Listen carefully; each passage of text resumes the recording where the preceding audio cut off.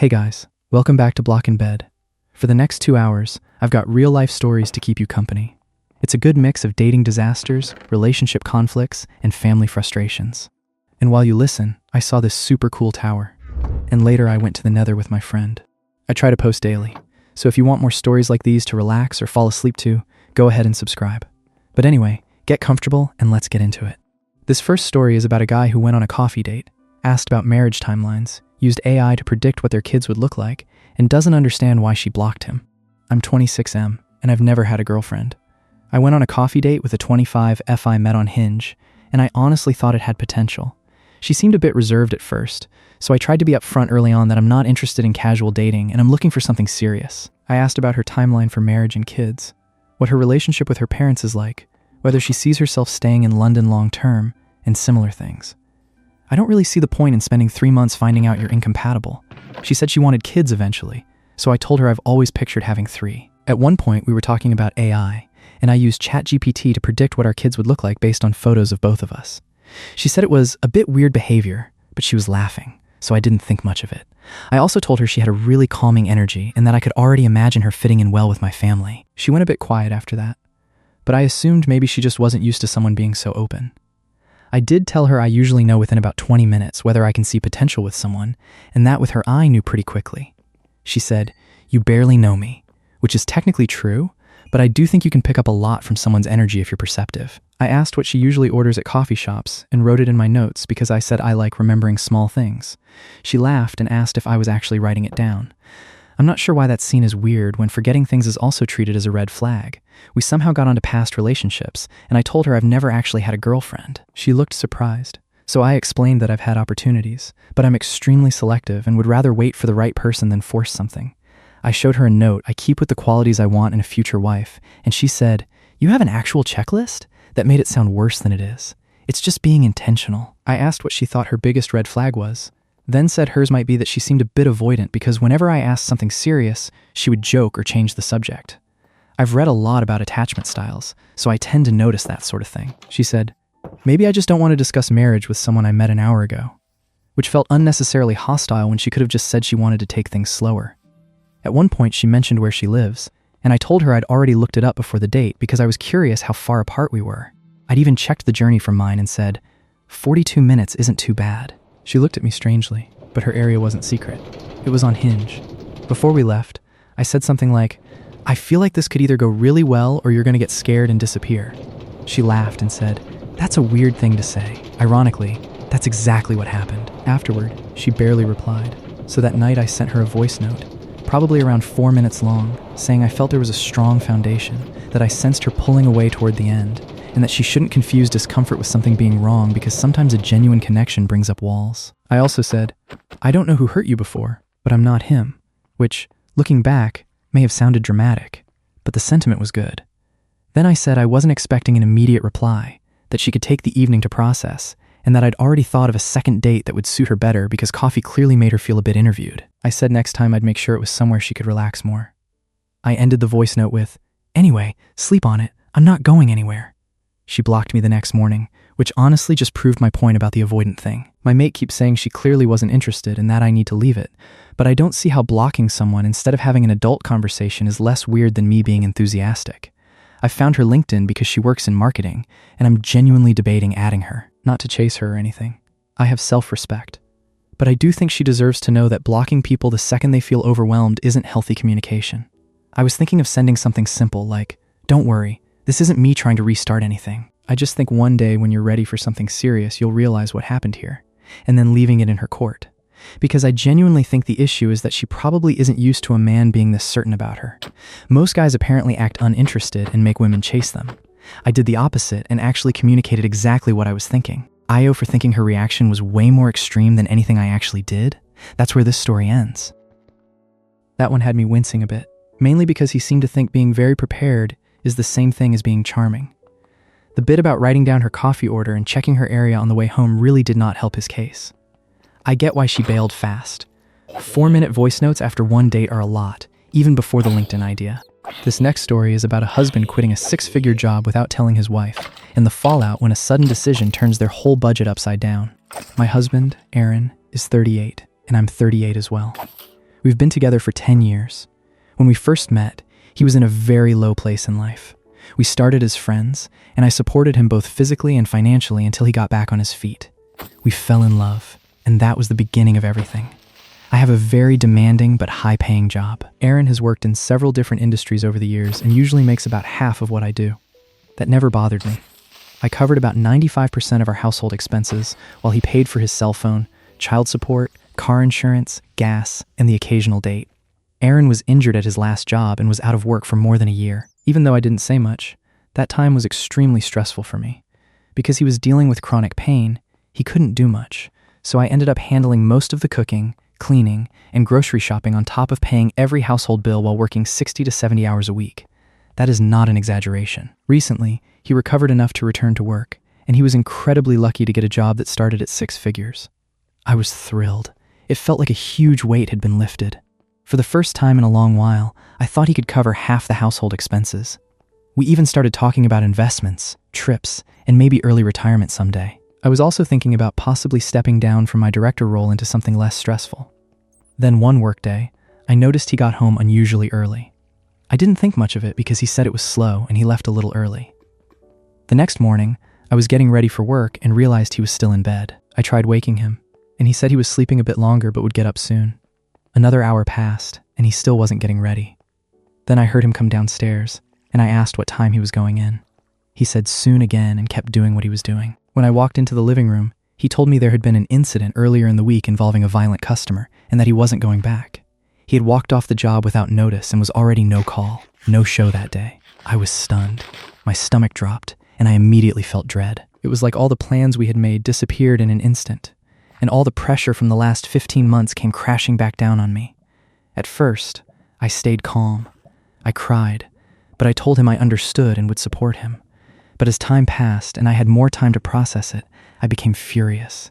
He made this decision on his own, and it badly affected our household. He had only been at the job for 3 weeks, and because of how he handled leaving, plus the year he was out of work after his injury, he doesn't qualify for unemployment.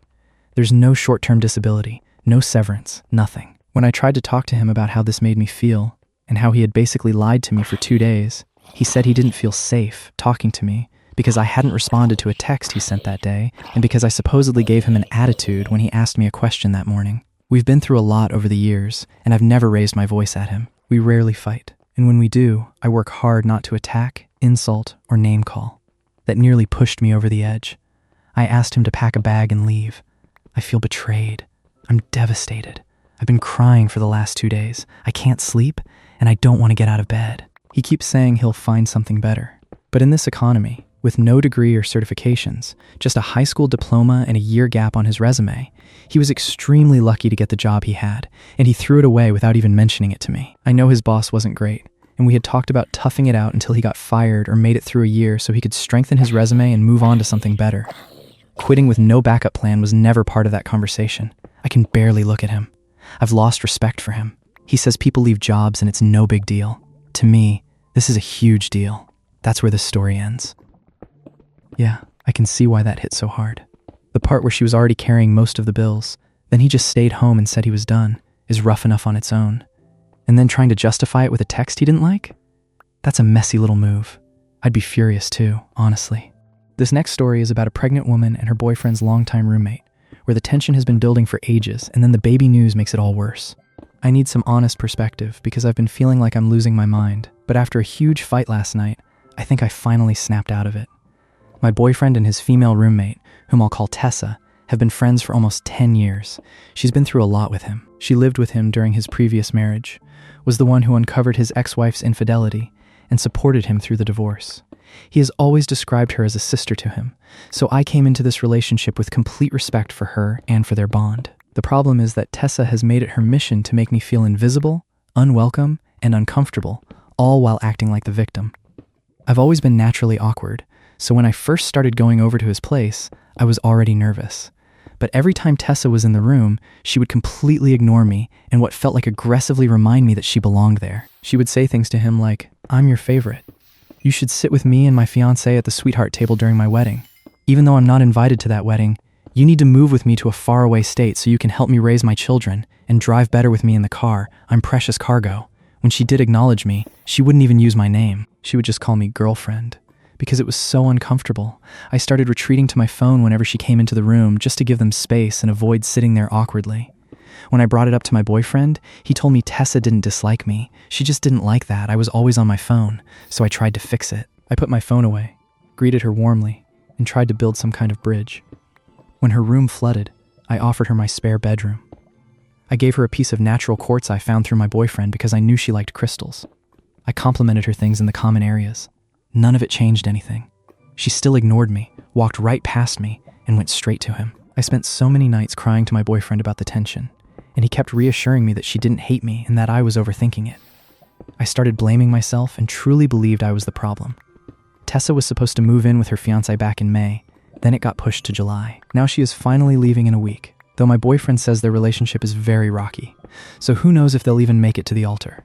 Recently, we found out I'm pregnant. Last week, we bought our first baby outfits. I was in my pajamas when Tessa got home, and my boyfriend wanted to show her the clothes. I wanted to be part of the moment, but I didn't feel comfortable in my pajamas around her, so I asked him to leave the bedroom door open so I could hear her reaction. He left it open at first, until Tessa said my name. The second she said it, he walked over and closed the door on me. I ended up sitting alone in the bedroom while they celebrated our baby news together. It made me feel more like an incubator than his pregnant girlfriend. Last night, we had our first major fight.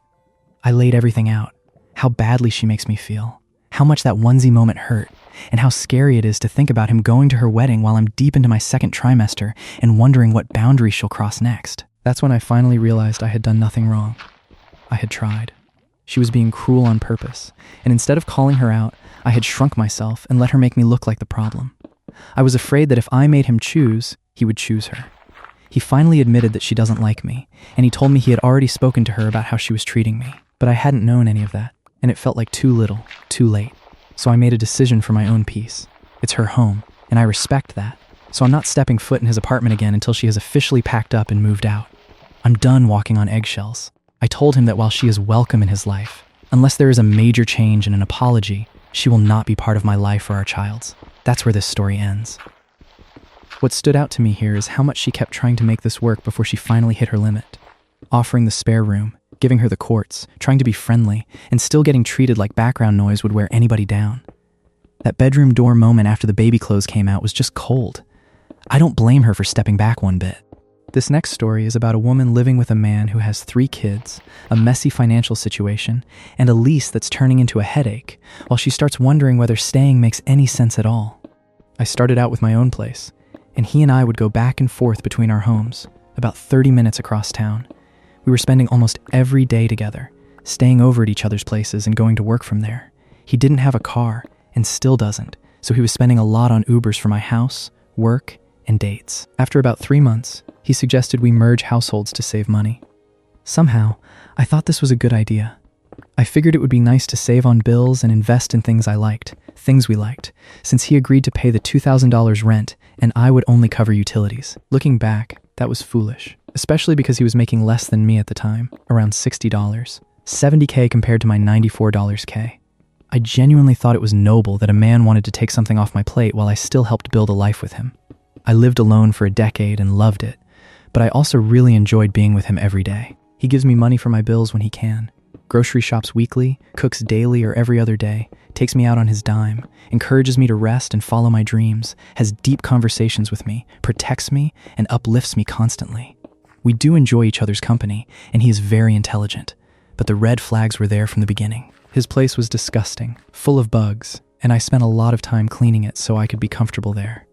He also had a roommate, and he has 3 children while I have none. After several conversations and his agreement to improve, I agreed to move in with him when my lease ended, 6 months into the relationship. I immediately regretted it. Nothing changed, and I saw how financially irresponsible he really was, how far behind he was on bills, and how much debt he had. My lifestyle also clashed with his because I travel the world at least once a month and he doesn't even have a passport. I was also watching his kids for a few hours when they came over because he doesn't have family here and works a lot. Within a month, I knew I wanted out, but instead of moving out alone, we looked for a better place together. While apartment hunting, we found out he couldn't be added to the lease because of credit and background checks. I had savings of about $6,000, $8,000, and was on paid leave, so I put a beautiful high-rise apartment in Uptown entirely in my name and agreed to the same arrangement. He would pay $2,000 and I would pay the remaining $180 plus utilities. I knew that was beyond my comfort zone, but I thought 2 incomes would make it work. It didn't. He couldn't cover his full share, and I kept having to carry the difference while waiting for him to pay me back in pieces. Then I went on paid leave for mental health reasons and only received 60% of my salary for a year. After months of covering his shortfall, my savings is now gone. I have maxed out credit cards, late fees, and a business I'm trying to build with no income coming in. He is still financially unreliable, and although his habits have improved somewhat, we clearly do not live the same way. I'm extremely responsible and never pay bills late, but now I'm facing eviction. I'm starting a new bartending job this week and door dashing to cover things. I've told him this was a huge mistake and that I want to live alone again. He was sad and said he felt like he failed a great relationship. I've let him use my car, watched his kids, taken him on my birthday cruise, and cleaned up behind him the whole time. Our lease ends in December 2026, and we've agreed to separate households again for my sanity. He doesn't want to, but says he wants me to be happy. He really is a good person, just not someone whose life aligns with mine. I've never been late on rent in years, and now we may be facing eviction if it isn't paid by tomorrow. If that happens, it could make finding another place difficult in North Carolina. I may have to stay here, even though I'd be responsible for the full $2,180 or about $2,360 with everything included. My dad has been helping me financially since I lost my income, and I'll be making money again soon through bartending. This has almost completely turned me off from my boyfriend, and I honestly want to end it altogether. I don't think we align, and our habits and values feel incompatible. I love him, and he treats me well aside from his cleaning habits and occasional snappy attitude, but I don't see a husband, father, or life partner in him who matches what I want. I've always wanted my own family after traveling the world with my partner first, and he can't offer that. So now I'm weighing whether to stay here after he leaves, let the lease end and travel, move in with my dad in Chicago temporarily, or end the relationship completely once we separate households. That's where this story ends. Honestly, that lease situation sounds like a headache nobody wants. The part where he's promising an October apartment while the eviction clock is already ticking is doing a lot of work there. My read is she's been hanging on to the good parts while the practical stuff keeps getting worse. And yeah, the bugs, the roommate, and the money mess all seem to keep circling back. This next story is about someone who's about to get married but keeps second-guessing the whole thing because the life they built before the engagement still feels a lot bigger and harder to let go. I'm a woman in my early 30s, engaged, and my wedding is about 3 months away. I'm struggling with whether I should go through with it, and I really want an outside perspective, especially from people who have been married for years or who have called off an engagement. For anonymity, I'll call my fiancé Rohan and myself Aditi. Before this relationship, I was living and working in London. I had built a career there, was earning the equivalent of more than €100 K, and had friends, independence, and ambitions. I wanted to move up into senior finance leadership, travel, and maybe live in different countries. I moved to India for Rohan because I loved him and truly imagined a life with him. I do not regret loving him or making that choice then. But since moving back, we have had huge fights because he is impatient, dominating, stubborn, and possessive. We have very different attachment styles. He is anxiously attached, and I am avoidantly attached. We have struggled to understand each other. He cannot tolerate distance. And because he had not really been with a woman before, he doesn't seem to understand how to respond when I ask for autonomy or have strong opinions. He wanted a woman he could lean on emotionally, while I am someone who values solitude. The conflict has been so intense that our parents have nearly given up on us. That said, Rohan is not a bad person. He is loving, caring, has a good heart, and truly loves me. He even does wedding shopping for me. We have had arguments in the past where he screamed, reacted impulsively, and said very hurtful things, and there were many times we nearly ended the engagement. More recently, he has made a real effort to change. He has been more patient, less reactive, more willing to listen, and more open to understanding me. At one point, I told him I was becoming deeply unhappy and wanted to leave. He first tried to tell me that all relationships go through hard phases, but eventually said that if I truly wanted out, he would help me leave. Our families have met and tried to work things out, and he also realized that bringing our parents into our arguments was wrong. Still, I've become more and more unhappy and anxious about the marriage. I worry because of our history, the life I left behind, and because multiple astrologers and tarot readers said we should not go ahead. I'm currently unemployed and feel as though my career has been put on hold. Watching people I know move ahead professionally makes me genuinely sad. I also worry about autonomy. If I live in his parents' home, where they own the house, control much of the money, and effectively run the household, I fear that even if I earn my own income, I would still become dependent on them and shaped by their expectations. His parents are not bad people. I just don't know if that family structure fits the independent life I want. Rohan can also still be reactive with his own parents, including shouting at them when things do not go his way.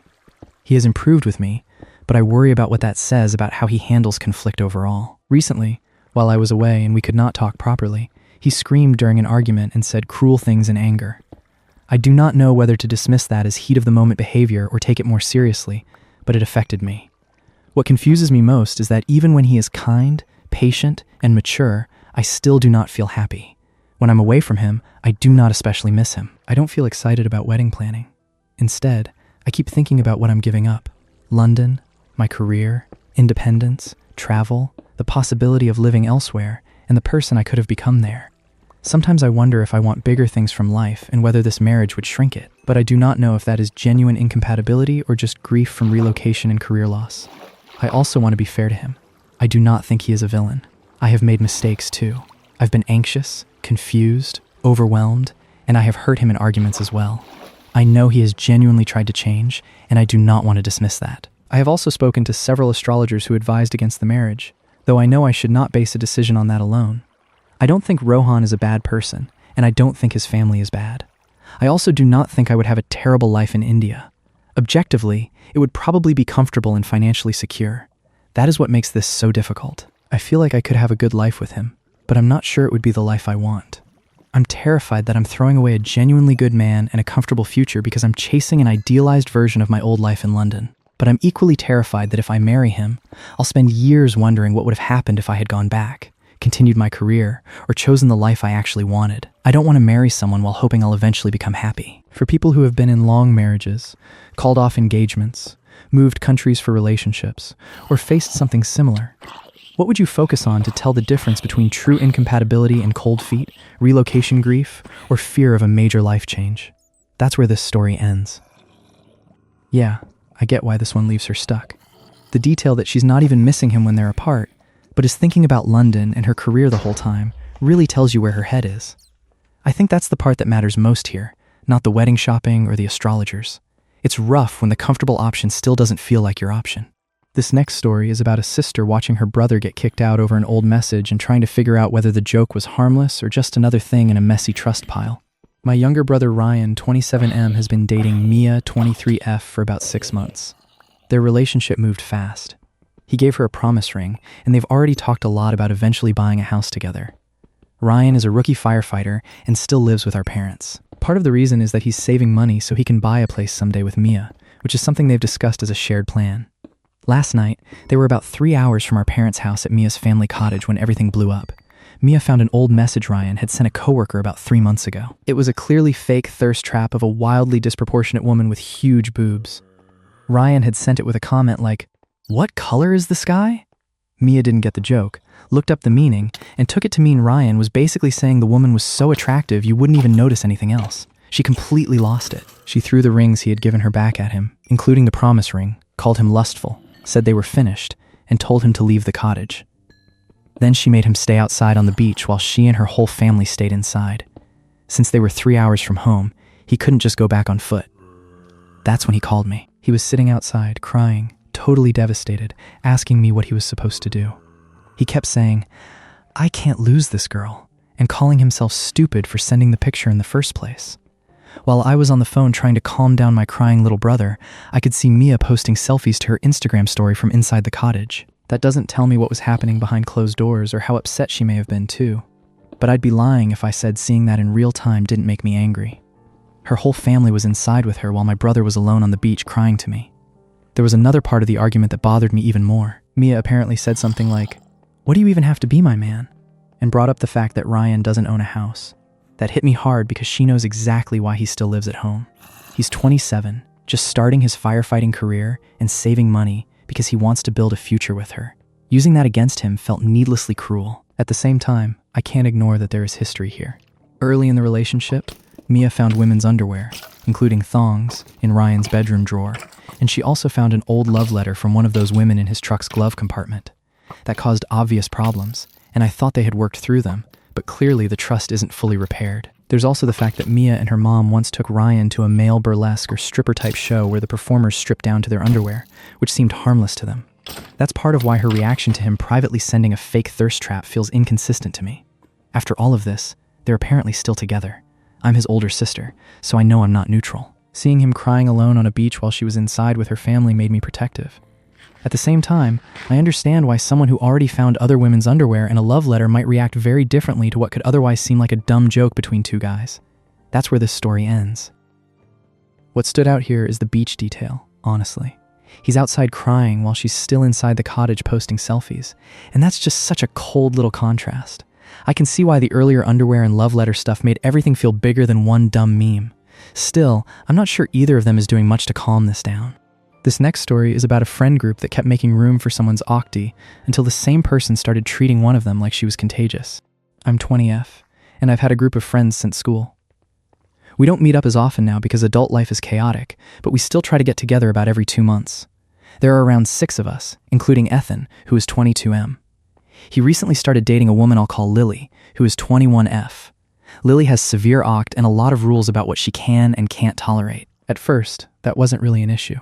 A few of us are also neurodivergent or have conditions that require accommodations, so when she wanted to come along, we adjusted our plans for her. She was always polite and pleasant, so nobody minded. That worked fine for a few months.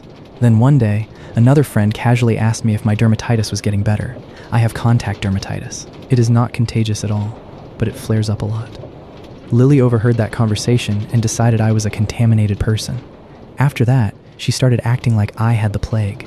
She wouldn't touch anything I had touched, wouldn't sit near me, and would make a disgusted face whenever I was around. At first, I let it go because she has a condition and I didn't care what private precautions she took. But then she started doing it to other people too, like warning them not to sit near me. Once, at a restaurant, she even told a waiter to be careful not to touch me when he handed me my glass, or he would contaminate himself and everyone he served. By then, the whole group was very uncomfortable. One of our other friends told Ethan and Lily that she could handle things however she wanted, but it was awful to keep saying that kind of thing to people. Here's where I may have been the asshole. When we were planning our next outing, I told the group that if Lily was coming, I wouldn't go. I don't think I deserve to be treated like a monster for something harmless and completely outside my control. Since everyone was already upset, we decided Ethan was still welcome, but we didn't want Lily there until she dealt with that fear. Ethan wasn't online, so I texted him privately and explained that Lily was making everyone uncomfortable, and that we'd prefer she didn't come until she could at least stop telling people not to touch me. I also told him we'd understand if he didn't want to come without her. A few hours later, he blew up at me, called me an ableist asshole, said Lily had seen the messages and hadn't stopped crying, and then blocked all of us after seeing that the group agreed. Am I the asshole? That's where this story ends. That's a rough spot to get put in, especially when the whole thing starts with a private text and then turns into group drama. The detail about the waiter at the restaurant really pushed it past a simple mismatch and into something nobody wants around their table. I think asking for a line to be drawn was fair. The blow-up afterward feels like the real problem. This next story is about a sister relationship that's been strained for years, with old fights, family pressure, and one person quietly deciding to stop answering messages as things keep piling up. I'm 17F, and my sister, who is 21F, and I have never really had a good relationship. Growing up, she would ignore me whenever I tried to talk to her and push me away at family events. She was the kind of kid who would blow out someone else's birthday candles, and in my case, she also stole my gifts more than once. Over the years, she has told me she hated me, said she had dreams about me hurting her, and told me I wasn't really her sister because we have different biological fathers. Neither of our fathers are in the picture. She would also scream at me in the school playground to make a scene, and that led to me being bullied for years. It got so bad that some of my friends' older siblings, when they heard I was coming over, would ask whether I was like my sister because of how awful she was to me and other people at school. Whenever I told my mom what was going on, she would say things like, "Your sister is all I'm going to have one day," or that my sister was going through a lot, and that I needed to try harder with her. When I was younger, I really did try. I made her things for her birthday, baked her random treats, and tried to spend time on the things she liked. But it always turned into pointless arguments that somehow ended up being my fault. Our arguments got so bad that I started saying, "I don't want to argue," and would go to my room. My sister hated that and would try to kick my door down. Luckily, I had a lock and apparently a very sturdy door. Somehow, when my parents came home, it always got blamed on me. Even up until last year, I was still trying to make things work. Around June last year, my stepdad and I drove 12 hours to pick up my sister's boyfriend so they could live together. For about 2 months, he lived with us, which was awful in itself. During that time, my sister barely spoke to me. She didn't thank us or acknowledge what we had done for them. Our family also paid to help them get their first flat together. Around then, it was my 17th birthday, which I was really excited about. But my sister told my whole family that I didn't want anything and wouldn't want to celebrate, because it was the first birthday I'd have without her living at home. I was especially looking forward to it. For once, I thought I might be able to enjoy my birthday without worrying about her stealing attention, taking money from my card, or taking my presents. Instead, I woke up to silence. No cards, no presents, nothing. I thought maybe we would celebrate later because I had school. But when I got home, there still wasn't even a card or a cake. No one sang happy birthday either. Later that night, I told my mom I was disappointed that nobody had acknowledged my birthday. She then slipped and said my sister had decided it was in my best interest not to celebrate. I told her that was nonsense, and we ended up having a small celebration that night. While I was handing my mom her phone, I saw a text from my sister asking, "Do I really need to get her a card?" That was the final straw. I stopped talking to my sister over text and stayed civil with her in person. Since then, she has texted me every night on WhatsApp with the same copied and pasted message. "Good night, I love you XX." I ignored it at first, eventually archived the chat, and carried on with my night. I know it's copied and pasted because she accidentally mentioned it while I was in the same room. Since then, I leave her messages on read. She brought it up to my mom, crying and saying I was ignoring her even though she was trying to build a healthy relationship with me. But to me, sending good night every night isn't really trying to start a conversation. It feels like an ending, not an effort. So I told my mom I wasn't receiving the messages, which isn't completely false because I've archived the chat and don't get notifications from her. Now my sister has moved to Snapchat. I still don't reply, and I don't plan to. She keeps involving my mom, though. So every couple of weeks I get another lecture about how I'm the bad person and should do better because my sister is struggling and needs extra support. I've started zoning out during those talks because I've heard the same thing so many times. I know my sister is struggling, and I don't want anything bad to happen to her. But I don't think that means I have to ignore my own feelings or act like everything between us is fine. If she genuinely wanted a relationship with me, I think she could have shown that when we were living together, instead of only trying now that she has moved out and doesn't have to see me every day. After years of being pushed away by her, it's hard for me to suddenly believe anything has changed just because she now wants a relationship. That's where this story ends. That got exhausting just hearing it. The copied and pasted goodnight text is such a small gesture on paper, but after all those years of being pushed around, I get why it started feeling hollow. The part where the mom keeps stepping in every couple of weeks is what really makes it feel stuck. Honestly, I'd probably stop replying too. This next story is about a group of climbers who went up a mountain after a route closure, then expected public rescue when getting back down looked inconvenient. Mont Blanc in France is one of the world's major climbing destinations, and I know how much ego and pride often come with people attempting to reach the summit. To support that effort, the government has placed shelters along the route, offering protection from the weather, power, sometimes meals, and shared facilities, with strict reservation rules and limited space. Some services are not available during the winter months. One of those shelters is the Guder Refuge, at 3,835 meters above sea level. Reaching it requires crossing a section that can sometimes become too dangerous because of rockfall. Recently, that crossing was closed. A group of 32 climbers had been notified, but they were already committed to the ascent and passed through the danger zone on their way up to the high hut, the last stop before the summit. Once they got there, though, they apparently reconsidered how much effort it would take to go back down. As I later described it, I was surprised that morning by a phone call from Adrian Ratton, the manager of the Guder Refuge, and his assistant Lucas Fuchs, who were being pressured by the 32 climbers who had spent the night there and were asking to be picked up for free by a civil protection or gendarmerie helicopter. From my point of view, there was no basis for an emergency rescue. By morning, conditions for crossing the Guder couloir had returned to calm, and nothing prevented the climbers from descending. What mattered most to me was that they had fully understood the risks they were taking, so they knowingly climbed the Aiguille du Guder, knowing they would then have to descend it. After consulting with the commander of the PGAM, I decided not to authorize a free intervention by public rescue services. Instead, a private helicopter company was authorized to evacuate some of the climbers, but at their own expense. The others chose to go down on foot, and they did so without any particular difficulty. I used the incident to argue that French mountain rescue rules should be reformed. In my view, this closure should mark a new phase and set a precedent. Public rescue should be reserved for real emergencies, while climbers should bear the cost of the consequences of knowingly taking risks. For decades, under the pretext of principles treated as untouchable, such as the mountain is a space of freedom, and France is generous and must rescue and assist everyone, even irresponsible people have benefited from the system. It is time for that to end. That's where this story ends. Yeah, that's exactly the kind of situation where people assume someone else will clean up the mess for them.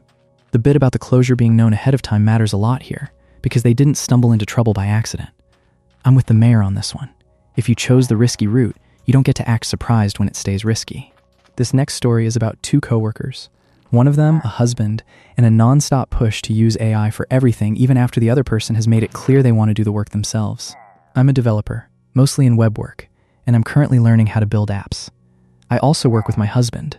Since AI became popular, he has gone from being a fantastic developer to asking AI every question that comes to mind. I don't say anything about that, but for some reason, every single day when we talk about the projects we're working on, his main unsolicited advice is, ask AI to do it. He knows I'm not interested. I'm still learning a lot, and I feel like it's better for me to take the time to write my own code.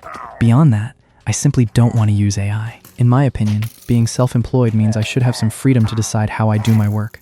At this point, it feels like he's becoming obsessed with pushing it. I feel like after the first few times I tried to set that boundary, he should have listened and respected it. Instead, he digs in harder and keeps bringing it up. I do good work on my own and don't need it. I worry he's doing this because he thinks I shouldn't be allowed to have my own opinion, and he won't drop it. I'd really like some perspective from people outside the situation. I'm not even asking him for help. A typical exchange goes like this. Me, I'm going to make an animated CVG for the loading button. Him, have AI do it. AI can do it for you. Me, I'd rather do it myself. And as I've said many times, I'm not interested in using AI. And still, the next time we talk about work, he brings it up again. He also keeps calling me into his workspace to show me what AI made for him. It feels like he's an AI salesman at this point, and I'm not sure how to shut it down without making him angry, because if I tell him I'm not interested, he says I'm impossible and then tries again shortly after. Sometimes he even argues with me about my own preferences, like my choice to use VScode instead of IntelliJ. He talks down about VScode and tells me why I should switch, even though I've also asked him to respect that I like VScode and that it works well for front-end work. I only use IntelliJ when I'm doing back-end tasks. Sometimes he tells me something I did in code is wrong, then asks AI, and if AI says I was right, he believes the AI instead of me, the person who actually worked on the project. It's gotten to the point where working with him is miserable, and I'm ready to quit. The workday feels full of comments I don't find constructive or useful, and I just want to do my work and have a normal day. He thinks I'm the one in the wrong because I'm not open to his suggestions. I think it's him, because I know what I like, and I've asked him countless times to respect that. I can't imagine doing this to him and constantly badgering him to use what I prefer, but maybe I'm missing something. That's where this story ends. This one sounds like it would get annoying fast. The repeated Ask AI comment is one thing, but bringing the model into the workspace like it's proof of something is a bit much. I also noticed the part about dismissing VScode preferences and then trusting AI over the person actually doing the project. That's not helpful feedback, that's just wearing someone down. This next story is about an on and off ex, a close friendship that never really looked like friendship, and a new relationship causing feelings that were probably bound to surface sooner or later. I'm 21F, and I've been on and off with my ex-boyfriend, 24M, for the past 4 years. The first time we dated, we were together for about a year before he ended things because of his mental health. Even after that, we stayed best friends and kept talking and texting every day. Since then, we've broken up and gotten back together around 7 times. Every time, he's been the one to end it, usually saying it was because of his mental health. The most recent breakup was in February, and this time he told me he didn't see a future with me. Even then, we still chose to stay friends. We continued calling and texting every day and usually hung out about once a week. That friendship was always a little confusing. When we spent time together, we would cuddle, although it was usually him leaning his head on me rather than the other way around. We also occasionally had sleepovers and slept in the same bed. At the same time, he would make comments that our relationship was strictly platonic. During the times we were broken up, he also talked to and dated multiple girls, while I kept waiting for the possibility that he might come back. Earlier this month, I reconnected with someone from our loosely connected friend group. I had never really been close with him before, but we hit it off and started developing feelings for each other. We went on a date. My ex found out about the date that same night and immediately blocked me on everything for a day, which wasn't unusual for him when he was upset with me. The next day, he called because he wanted to talk. During that conversation, he said things like he never thought I would actually move on from him and asked how I could do that. He also said I had betrayed him. We're no contact now, although he still manages to make little jabs at me through reposts and comments to our mutual friends. My friends and family all think I finally got out of a bad situation, but part of me still feels like I'm a terrible person. I know there are things I could have handled differently. I didn't tell him ahead of time that I was developing feelings for someone else, and we did still talk every single day. But just a week before all of this happened, he had explicitly told me that our relationship was platonic. I went into dating this new guy hoping my friendship with my ex would still stay intact. I didn't tell him before the date because I wasn't even sure it was a date, though he knew we were hanging out alone. That's where this story ends. Yeah, I can see why that left her feeling torn up. The sleepovers and cuddling made the whole setup pretty blurry, so the ex acting betrayed after dating other people himself is a lot.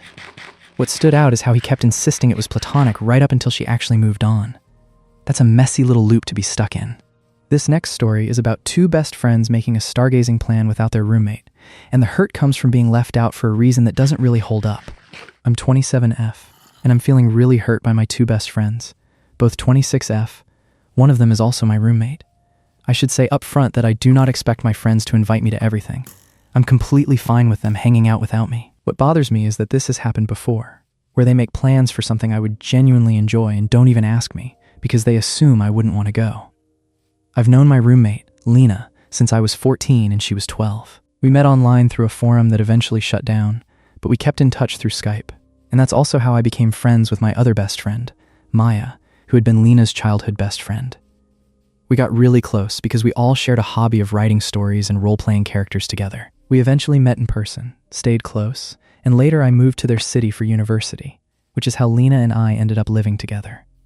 Today, Lena texted our group chat and said she would be home around 1 a.m. I asked why she was going to be out so late, and she said, "I got a star-related thing today." I just said that made sense and didn't ask anything else, because I assumed it was something she was doing on her own. Later that night, she came home. I was surprised and asked why she was back so early. She said she was only home for about 20 minutes and was leaving again. Then I saw Maya with her. I asked what was going on, and they told me they were going together to a stargazing event my university was hosting in the desert. They had both bought tickets. I was shocked and asked why they hadn't invited me. Lena said she genuinely didn't think I would want to go. That really hurt. I asked her why she would think that. She brought up that a couple of days earlier she had asked me about going to see the meteor shower, and I had said no. I reminded her that I only said no because I had work the next morning, and she knew that. So I asked again why they hadn't even asked me this time. Even if they thought I might say no, why not at least give me the choice? She apologized and tried to hug me, but I didn't want that. I was angry and hurt, especially because this isn't the first time something like this has happened. I don't mind them spending time together. I just wish they would be honest if they wanted to do something alone. What hurts is being left out of things I might have wanted to do because they assumed I wouldn't be interested. I even tried to buy a ticket about 15 minutes before the buses were supposed to leave. I went to the university itself, since we live about 5 minutes away, and asked if I could buy one with cash. By then, it was already too late. They left without me. Now I'm sitting here feeling awful about all of it. I know I might forgive them eventually, but right now I don't want to. I don't want to accept an apology just to make them feel better when I'm still genuinely hurt. So am I overreacting for feeling this angry and upset? That's where this story ends. That one would sting, honestly. The whole thing turns on that quick assumption that she wouldn't want to go, even though the reason she said no before was work, not disinterest. I get why she didn't want to accept the apology right away.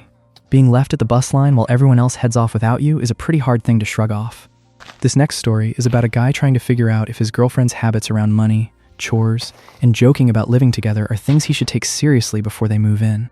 My girlfriend stayed with me for about 4 or 5 days recently, and it made me start thinking more seriously about what actually matters before living with someone. Nothing major happened, and I don't want to make this sound one-sided.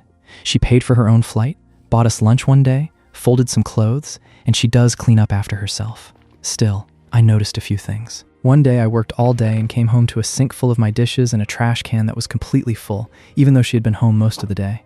I didn't say anything because the dishes were technically mine. She also openly says she hates doing dishes, doesn't really like cooking, and doesn't like other people eating food she makes. The bigger issue for me is money. I'm going through a financially stressful period and have been working hard to stay on budget. When I'm by myself, I actually do pretty well. But almost every time she visits, I end up spending a lot more than I planned and sometimes going further into debt. On this visit, I bought groceries and cooked because I wanted to save money. She didn't really want the food, so while I was working, she bought food for herself. Later, she joked, "I've been spending? When are you going to swipe the card?" That caught me off guard, because I had already paid for groceries and other things at the house. But I guess because I wasn't taking us out to eat, it didn't feel the same to her. She knows about my financial situation and has always told me it doesn't matter. But another conversation made me think. I was sitting by the pool, thinking about whether renewing my apartment would even be the smart financial move, when she asked if I could handle it in a joking way. I asked if she meant whether I could afford it, and she kept repeating, "Can you handle it?" When I finally said yes, she joked about me having big money and hugged me. I told her I technically could afford it, but that didn't mean it was the best decision. There's also been a running joke about living together. I've told her that if she ever moved in with me, I probably wouldn't make her pay rent. She's joked about going 50-50ths, and one time when I laughed and said no, she said, "Okay, good, I was just testing you." I asked if she would go 50-50ths if I genuinely needed her to, and she said, "I know she's always generous in handing out money." None of those comments feels like a huge red flag on its own. I'm mostly trying to figure out whether they're things I should actually be paying attention to. I grew up in a house where my parents never really kept score. Sometimes my dad cooked for several days in a row, sometimes my mom did. If one of them was working or busy, the other handled the dishes, food, cleaning, or whatever needed to be done. It was always more of a we hold each other down mindset than an exact 50-50th split. I also know that because I'm under a lot of financial stress right now, I may be more sensitive to some things than I normally would be. For people who've actually lived with a partner long term, what would you pay attention to here? Am I overthinking small things? Or are these the kinds of patterns you're supposed to notice before deciding whether living together would work? That's where this story ends. That living together question feels like exactly the sort of thing you want to notice before boxes are packed. The "when are you going to swipe the card?" joke would probably stick with me too, especially after he bought groceries to avoid spending. I don't think he's overreacting by paying attention to chores, food, and money habits. Those little comments are small, but they're also the preview trailer for daily life. This next story is about a bride with a very relaxed wedding, a +1 in white, and a karaoke choice that starts pulling attention in a very awkward direction. My older sister's wedding is coming up, and it brought my own wedding back to mind. Ours was a fairly relaxed affair.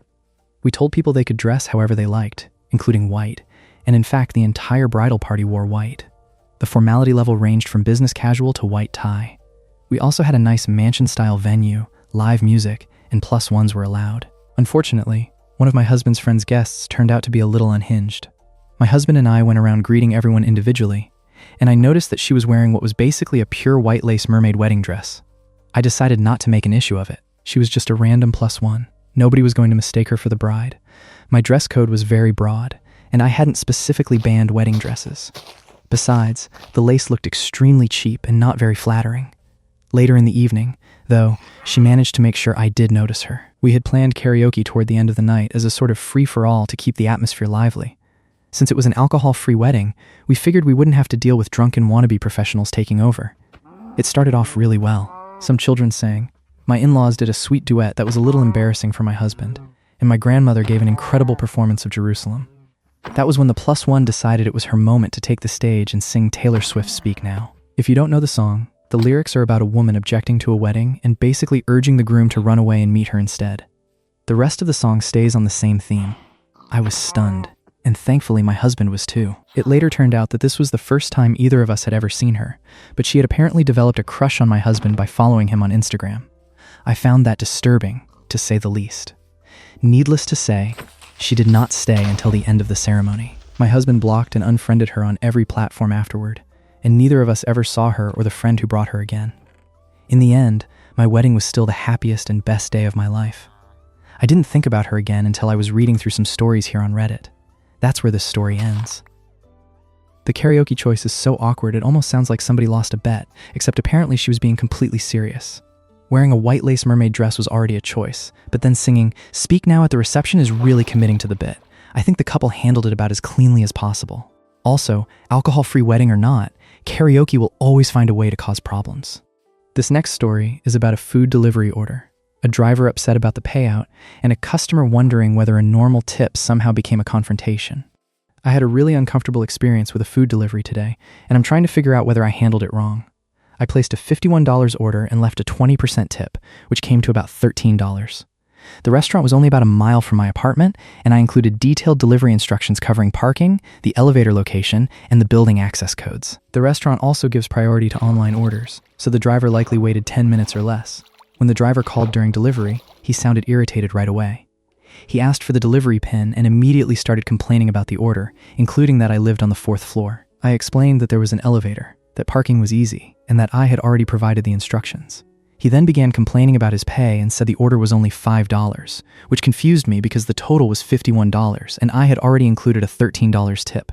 The conversation quickly escalated, so I stopped taking his calls and kept everything in the app. He messaged me saying he was insulted by the tip and listing all the steps involved in the delivery, saying it wasn't worth it. I told him he could have declined or canceled the order if he felt that way, and that I didn't appreciate being spoken to aggressively.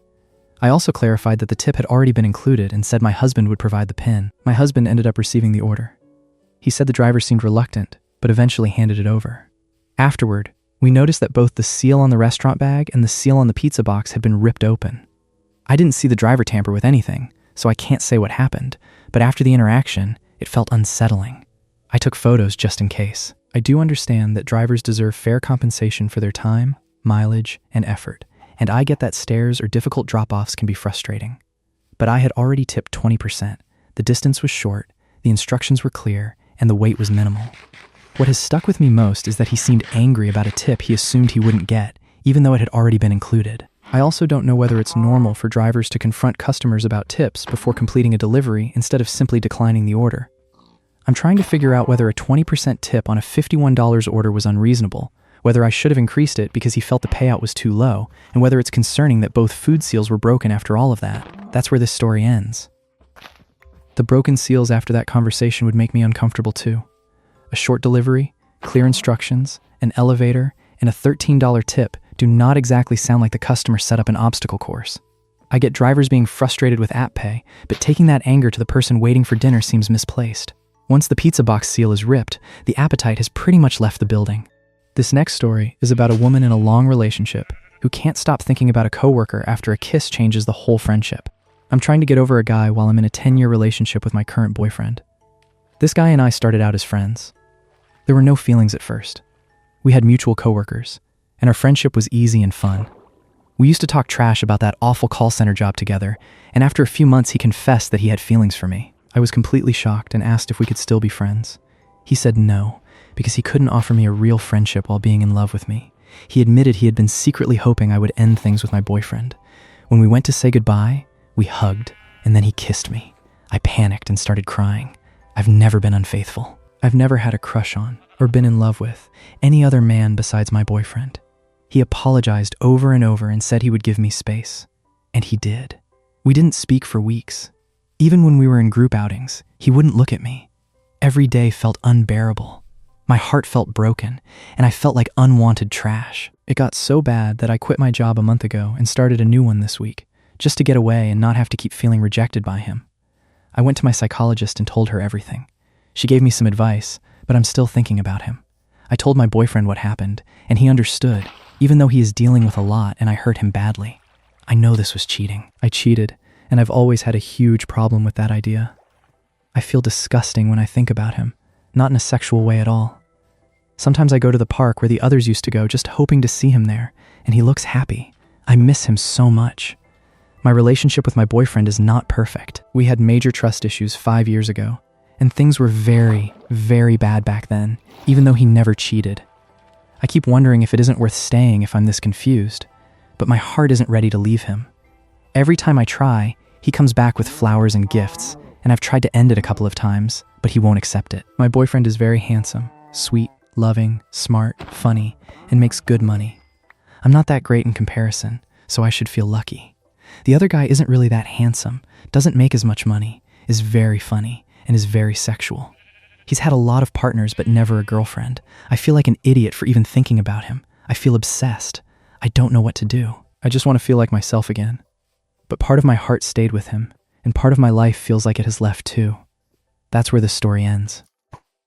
That one feels messy in a very human way, but also pretty painful for everyone involved. The part where she quit her job just to avoid feeling rejected shows how far this went past a simple crush.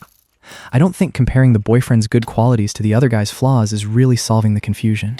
It just sounds like she's trying to math her way out of feelings, which rarely works neatly. This next story is about a younger employee, an older coworker she sees as a mentor, and one strange message that makes their playful dynamic feel less simple. I'm 24F and work with a 35M coworker. We're on the same team, but we're based in different offices, so we work together remotely and haven't actually met in person yet. When I first started at the company, he was assigned as my onboarding buddy. We clicked pretty quickly. He thought I was funny and liked joking about me being the youngest person on the team, and over time we settled into a pretty playful dynamic. I also want to be clear that I do not want anything romantic or sexual with him.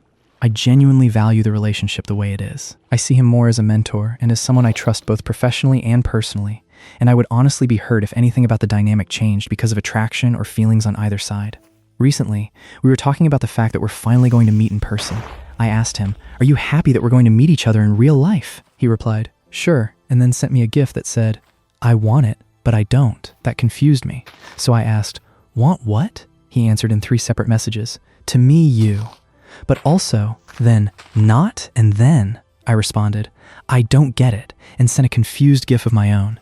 He never clarified what he meant. He just moved on from the conversation. The reason I'm overthinking the wording is that he is usually very intentional and analytical with language. We've had philosophical arguments before where he will break down the meaning of specific words, debate definitions, logic, and objective truth.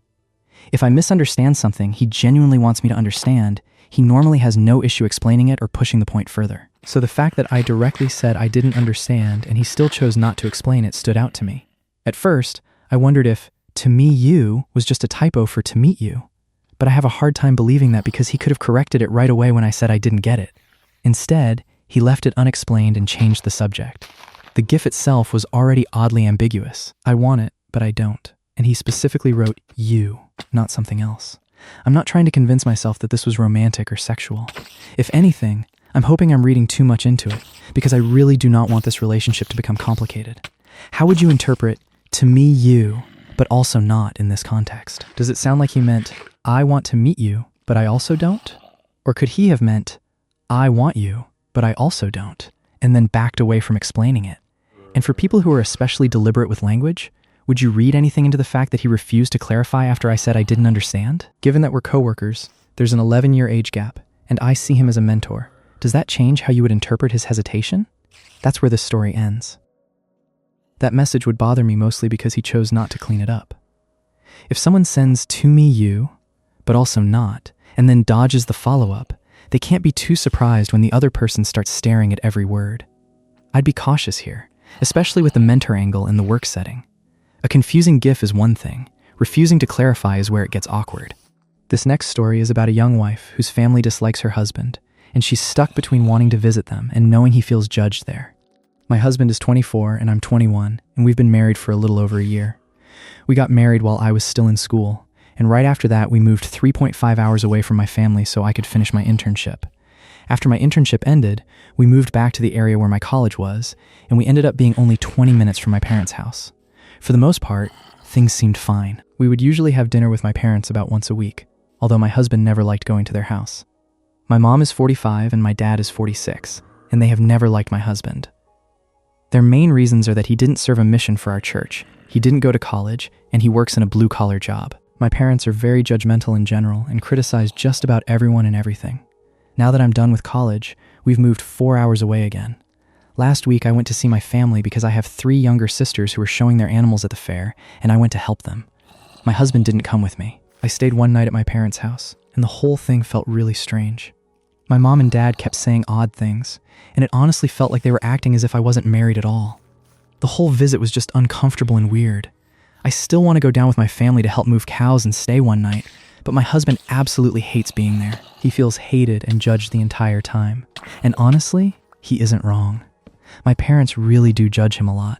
I know I need to have a conversation with my parents about how they behave, but I don't even know where to begin. I also feel like if I say anything, they'll try to do better for a little while and then go right back to the way they were. On top of that, I'm not very close with either my mom or my dad, so I don't want things to become awkward. I don't know what I should do. That's where this story ends. That family situation sounds draining because nobody is even pretending the judgment is subtle. The mission, college, and blue-collar job comments explain pretty quickly why her husband doesn't want to spend evenings over there. I think she's right that one conversation may not magically fix her parents, but avoiding it keeps dumping the discomfort on him. Moving cows is already enough work without hauling family tension around too.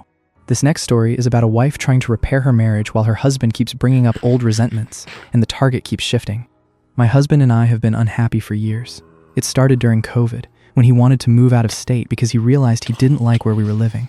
I didn't want to leave the life I had built, and I was very sad at the thought of moving away from my family. At the time, I didn't fully understand how strongly he felt about it, but I've since realized he resented me for that for 5 years, until we finally moved states last year. I thought things would improve once we moved, but somehow they've become even worse. He only very recently forgave me for not moving sooner and almost immediately latched onto a new issue. Now he says I'm enmeshed with my family, especially my mom. And yesterday he even told me it's like I cheated on him with them. I don't think my closeness with my family is unusual, and nobody crosses boundaries or interferes in our lives. I love my parents, my siblings are my good friends, and I enjoy spending time with them. When I ask him for specific examples, or for things I could do differently, or what boundaries I should set, he doesn't give me anything concrete. He says it's my problem to solve on my own. I really have tried, but it feels like nothing I do is ever right. Things came to a head recently, but we are trying to work on the marriage. He refuses couples therapy and won't go to individual therapy, but I do go on my own. We've been working through a Gottman book to try to rebuild after all the hurt we've caused each other, and I can see and appreciate that he has been willing to have hard conversations. We were making some progress. Then, completely out of nowhere, he brought up a day trip we took with his family and my brother 5.5 years ago. He said I humiliated him and ruined his day because I spent part of it hiking with just my brother for about 2 hours after we had all spent the morning together. I honestly don't remember the details, but I assume we didn't all hike together because our dog was with us, so he stayed with the dog and his parents. At the time, it didn't seem like a big deal, and I'm sure if he had told me he wanted me to stay with him or that he was upset, I wouldn't have gone, because he never says anything in the moment. I had no idea he was angry then. Now he is still furious about it more than 5 years later, even after my sincere apologies. I feel like I'm going crazy. No matter what I do, I can't win. Nothing is ever enough, and old grievances that were never communicated get used to derail any progress we make. I'm open to hearing how I've hurt him, but when is enough enough? I know I'm not perfect, but it feels like he's held onto his resentment and used it as an excuse, not only to punish me now, but to be a bad husband for the past 5 years. I truly had no idea how he felt about my family relationships until about a year ago, and since then I've been trying to work on it as best I can. I love my husband, and I do believe I'm a loving wife who wants to make this work. I need some perspective. Maybe I'm completely in the wrong. That's where this story ends. That 5 years later part is doing a lot of work there. The bit about the hike with the brother, while the dog was off with his parents, is such a small moment to still be hung up on this long after the fact. I get why the constant shifting complaints would wear somebody down. It starts to feel less like a problem to solve and more like a moving target. This next story is about a girlfriend whose roommate turns every visit into a fight, then starts blocking the boyfriend from staying over at all as the lease keeps them stuck in place. For context, my girlfriend's roommate pays half of everything and is on the lease. They had already talked about guests and agreed that each of them could have someone over 2 nights a week, and she always stuck to that. This started about 8 months ago, when he walked into the apartment and saw her and me eating at the living room table, which is where everyone eats. He looked at me and yelled, "Don't you have a shower at home to use?" I was completely caught off guard. I had never heard him raise his voice at anyone, including her. After that, things started going downhill fast, and he began treating her terribly. He moved everything that belonged to her out of the bathroom and living room and put it by her bedroom door, telling her she couldn't keep any of her things in shared spaces. A few days later, he did at least take it back, but that still wasn't the worst of it. A few months after that, she was making food in the kitchen when he told her they weren't family, they weren't friends, they were roommates, and that was all they would ever be. Since then, he has slowly gotten worse toward her. Then last week, he messaged her and said I couldn't come over until he talked to her about me.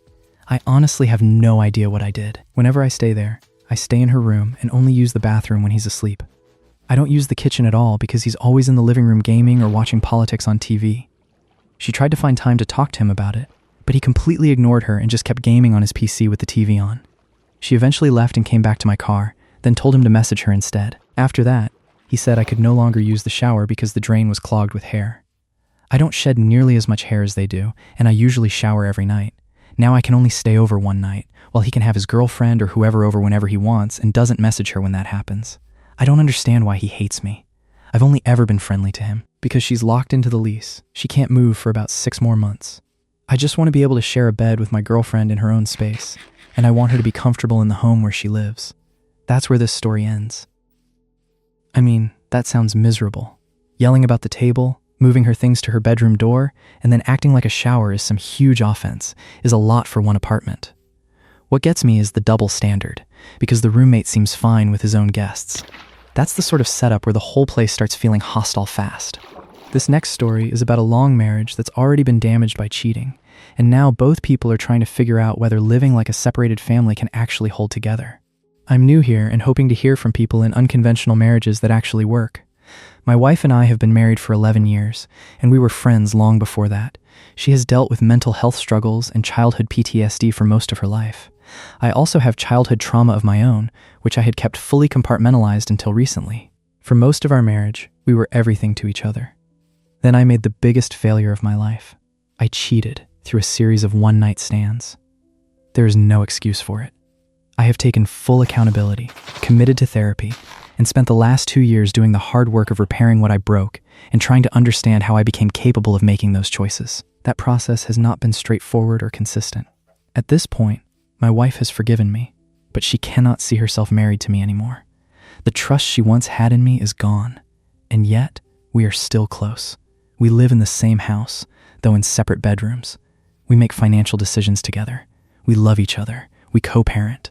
There is no hostility or constant fighting. In many ways, we are still a family, just not a married couple in the traditional sense right now.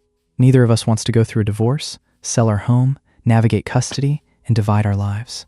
So for now, we are considering continuing this way, giving each other space to heal as individuals, supporting each other as friends, and raising our children in a home that is stable, loving, and healthy. We want to leave the future open for whatever it becomes instead of forcing a decision neither of us is ready for. Of course, it hurts. I miss what we used to be. There is grief in accepting that we may never get that version of our marriage back. But I also keep finding myself thinking this is better than the alternative. So I'm hoping to hear from people who have found unconventional ways to make a marriage, a co-parenting arrangement, or a family structure work after the traditional model stopped working. Did it work? Did it change over time? Did you find peace in it? I'm just looking for some proof that a family does not have to fall completely apart just because the marriage no longer looks the way you once imagined it would. That's where this story ends. That one is a little sad, honestly. The separate bedrooms and shared parenting part makes sense as a practical setup, but there's still a lot of hurt sitting under it. I noticed how much he focused on keeping the house and custody from blowing up, which tells you this isn't some neat little arrangement. It sounds like they're trying to buy time, not pretend everything's fine. This next story is about a diner customer who loses it over a tiny to-go box fee, and the server who's already running on fumes has to keep the whole interaction from completely snapping. In my late teens and early 20s, I worked as a waitress and server at a small diner with several locations in my city. Most customers ate in, but every so often people would call in pickup orders or come inside to place food to go. One late morning, a woman came in and ordered 8 meals for herself and her coworkers. I went to the register to ring her up, and the total automatically included a 25-cent charge for each of the 8 to-go boxes. That added up to an extra $2.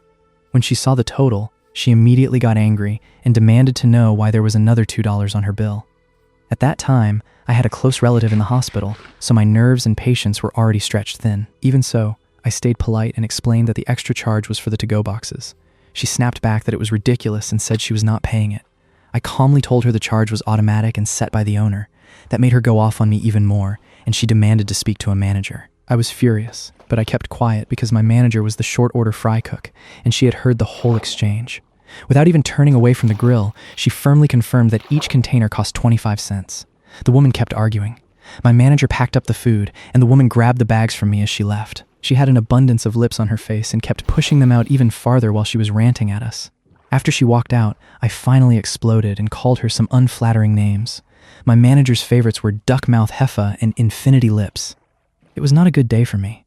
That's where this story ends. That extra $2 really set somebody off for no reason. The manager backing the charge from the grill while the customer keeps going is one of those tiny workplace moments that just stays annoying forever. I can't blame the server for finally losing patience, even if the lip commentary was maybe a little much. Still, over 50 cents a box? Come on. This next story is about a woman who offers a friend a place to stay during a rough stretch, then gets blindsided when the friend starts expecting to be paid like a hired house sitter. A few weeks ago, I caught up with a good friend of mine, Mara, who is 30 like me. She was telling me what a nightmare her new landlady had turned out to be. The woman would go into Mara's room without knocking, time her showers, and even try to charge extra if they went over 5 minutes. Most recently, she had installed cameras in the kitchen and living areas and was using them to watch and eavesdrop on the housemates whenever she was away. Mara told me she had another place lined up, but the room wouldn't be available for another month. My husband and I happened to have a week-long trip coming up, so I told her that if she wanted a break from the situation, she was welcome to stay at our place while we were gone. She agreed right away. She came over on the day we left. I gave her a key, told her the fridge was full of wine and that she could help herself to anything in the kitchen. I showed her how to log into all of our streaming services and told her she was welcome to have a friend over if she wanted. I trusted her judgment, told her to enjoy herself, and we left. We got back yesterday. A few wine bottles had been opened and finished, which was expected. The kitchen and floor were a bit messy, but overall everything was fine. Later, Mara called and asked when I would be transferring her the money for house sitting. I honestly didn't know what to say and had to pause awkwardly. I told her that I thought we were doing her a favor by giving her a break from her housing situation. She said her time wasn't free and that she had expected something like $500 for the week. I ended the call by saying I would think about what amount we would pay her. I'm not sure, but this feels like a pretty unreasonable request. I don't have any pets to feed, no plants to water, and she didn't have any housework to do. I even live about 30 minutes closer to her work, so it saved her an hour of commuting each day. She also wasn't trapped in the house. She could come and go whenever she wanted. If I hadn't known about her landlady situation, I would have just left the house empty for the week. This morning I texted her, explaining the points above and saying I didn't think it was reasonable to pay her for what was essentially a break for her. She's furious now and says she was depending on that money. So I'm asking for your perspective. Am I the asshole for refusing to pay her for staying at my house? That's where this story ends. That's the kind of awkward where you can almost hear the pause on the phone. She opened her home, left out wine, streaming, the whole easy setup, and then the money part shows up like a surprise invoice. I can see why she thought the favor was the stay itself. Still, if the other person was counting on cash, that's where the conversation should have started, not after the keys changed hands. This next story is about a bride juggling a wedding week while a seller mixes up an order, then tries to make the bride handle the mistake on a deadline she didn't create. I'm getting married this Saturday, and tomorrow night, Wednesday, I'm leaving my state for wedding prep. I'm brown, so weddings in my family usually last several days. Months ago, I ordered custom clothes, but the seller took a very long time to ship them and even missed the original delivery date. I didn't get upset because at that point I was just hoping to have them before the wedding. She told me the latest they would arrive was Wednesday, so I changed my original plan from leaving Wednesday morning to leaving Wednesday night just to make sure I could get the clothes first. I've been incredibly stressed about it, but I've been trying to stay positive. I also ordered traditional clothes last week for my mother after her original plan fell through. Since those weren't custom, they were supposed to arrive with 3-day shipping. Yesterday, I got a package and was excited, but I could tell something was wrong immediately because my order was supposed to cost $900 and be heavy, and the box I received was definitely not that. When I opened it, I found my mother's dress inside. The second item was also a different colored dress, and neither one was my wedding clothing. At first, I wondered if the seller had included the extra dress as a gift because I had spent over $1,200 at her store. To be safe, though, I messaged her and let her know I had received a different colored dress instead of my custom order. She immediately asked to see it and then said she had accidentally put someone else's order in with mine. My clothes are still on the way, so I told her I could absolutely ship the wrong items back, but I just didn't have the time to get to UPS or USPS before closing. By the time I finish work and wedding prep, they're already closed. I'm at work while writing this, and I have a nail appointment right after. On Wednesday, I'm getting my hair dyed and then leaving the state. I also told her I could send it back when I return at the end of the month, since I'm going on my honeymoon right after the wedding. She sent me the customer's address and asked if I could just mail it to them or have someone else drop it off, like a friend. She said that customer has a deadline too. I asked around, but no one is available to take it today, Tuesday, and everyone is leaving on Wednesday. My henna night is Thursday, my Islamic wedding is Friday, and the celebration is Saturday. I feel bad that I'm holding someone else's order and can only send it after the wedding, but this is adding even more stress on top of everything else. I don't know if I'm being extra sensitive because my wedding is in just a few days and so many things are still unfinished, but I'm really overwhelmed. I even thought about taking it out of state with me, but cultural clothes are heavy, and my bag is already very heavy. I also don't want to be responsible if anything happens to the dress during all my wedding events or while traveling across the country. I'm frustrated that the seller put this on me, especially knowing how tight my schedule is and still saying she needed it done by tomorrow. Am I being unreasonable for not offering to do more than send it back when I can? What would you do in my position, especially as the bride? That's where this story ends. Oh man, that's a terrible week to hand somebody else's problem. The part where the seller already knows the schedule is packed, then still pushes for a fix by tomorrow, is the real headache here. I'd be wary of mailing anything heavy across the country too, especially with wedding stuff already stacked up. That's a lot of responsibility to drop on someone who's basically packing for a whole life event. This next story is about in-laws who keep visiting with no plans, no initiative, and somehow still manage to leave the couple doing all the work, right when another baby is on the way. My husband and I have a toddler, and our second baby is due in the first week of December. His parents live across the world, and they're coming to my city, New York, for the holidays. This is always the pattern with them. They book their trip, text us the dates afterward, and then say they're flexible and up for anything. In practice, that means we end up planning everything for them every time they visit, including meals, activities, and whatever else they want to do. We keep asking for preferences, but they always respond that they'll take whatever time we can give them. We've had this same conversation over and over and asked them to take more initiative, but nothing changes. Now baby number 2 is on the way, and they've barely been supportive during this pregnancy. Every few months, I get a text asking how I am, and when I answer, there's no follow-up. That has been frustrating for both me and my husband for years, because it feels like they don't really care about our day-to-day lives. They just visited this past weekend, and it was the same story. We cooked for them, and they took all the comfortable seats and left me, at 6 months pregnant, sitting at the kitchen table. They don't clean up after themselves, and I have to guide them through everything by answering constant questions. Can they use this cup? What about that fork? Can they talk to the toddler? I end up having to direct every move. They never seem to take any initiative. Now they're flying across the world for the holidays, so we can't really tell them not to come after the tickets are already booked. We live in a small 2-bedroom, 1-bathroom apartment, though thankfully they aren't staying with us. Still, they want to spend time with the baby, and even the idea of hosting a Christmas brunch feels overwhelming. They didn't offer to help plan anything. They just said, "Whatever you want." I told them clearly that I need them to plan activities and invite us, not the other way around. I don't want the stress of planning Christmas on top of everything else I'll be dealing with during recovery. I'm going to be postpartum. It's peak flu season, and they haven't shown real effort for me, my husband, or our toddler, so I don't understand why we're expected to plan Christmas for them. What frustrates me most is that they never seem to take initiative or offer real help. Having to handle this while postpartum feels unfair, and it's something I'm really dreading. That's where this story ends. That Christmas setup sounds exhausting in the most specific way. The part where they keep saying they're flexible while still expecting someone else to do all the planning really got me. I'd be annoyed too, especially with a toddler, a pregnancy, and a tiny apartment already in the mix. Honestly, that's not flexibility. That's handing somebody the clipboard and walking away. This next story is about a huge workplace layoff where one employee says the team was already being replaced by AI tools before anyone officially told them their job was gone. I don't know why I'm posting this, but I've been carrying it for weeks and needed to get it out. I honestly don't care about the ENDA anymore. I gave Meta 2 years, and I worked on the internal procurement side handling supplier contracts, invoice processing, and all the unglamorous plumbing that keeps a company running. There were 3 teams doing that work. One negotiating supplier rates and converting everything into Oracle-compatible formats, one entering contract data into the ERP, and another approving exceptions flagged by CTCA, plus an external BPO checking invoices before anything got paid.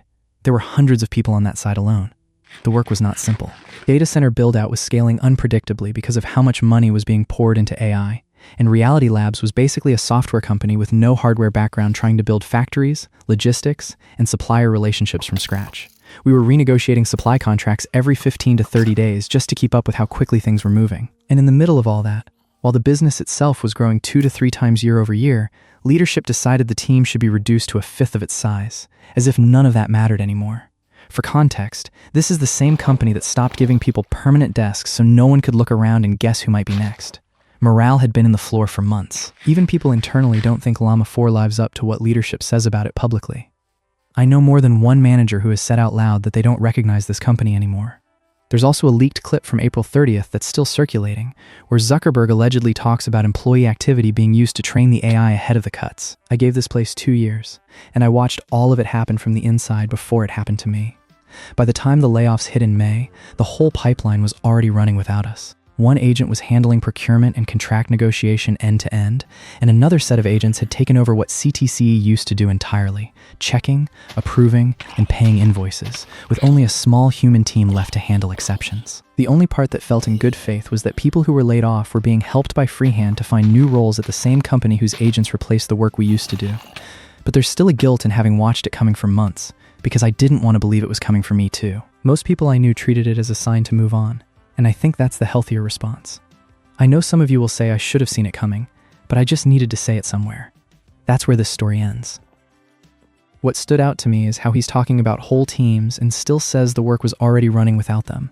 That detail about the company stopping permanent desks so people couldn't spot who was next is pretty cold. My take is that kind of rollout would leave anybody feeling disposable. And yeah, the part about the pipeline moving on before the layoff notice lands like a pretty rough final touch. This next story is about a house guest who starts acting picky and distant, and the host begins realizing the visit felt more like running a tiny hotel than having a friend over. I recently hosted a friend, Martha, 60SF, at my house for the first time. We've known each other for a while and have always had a good connection.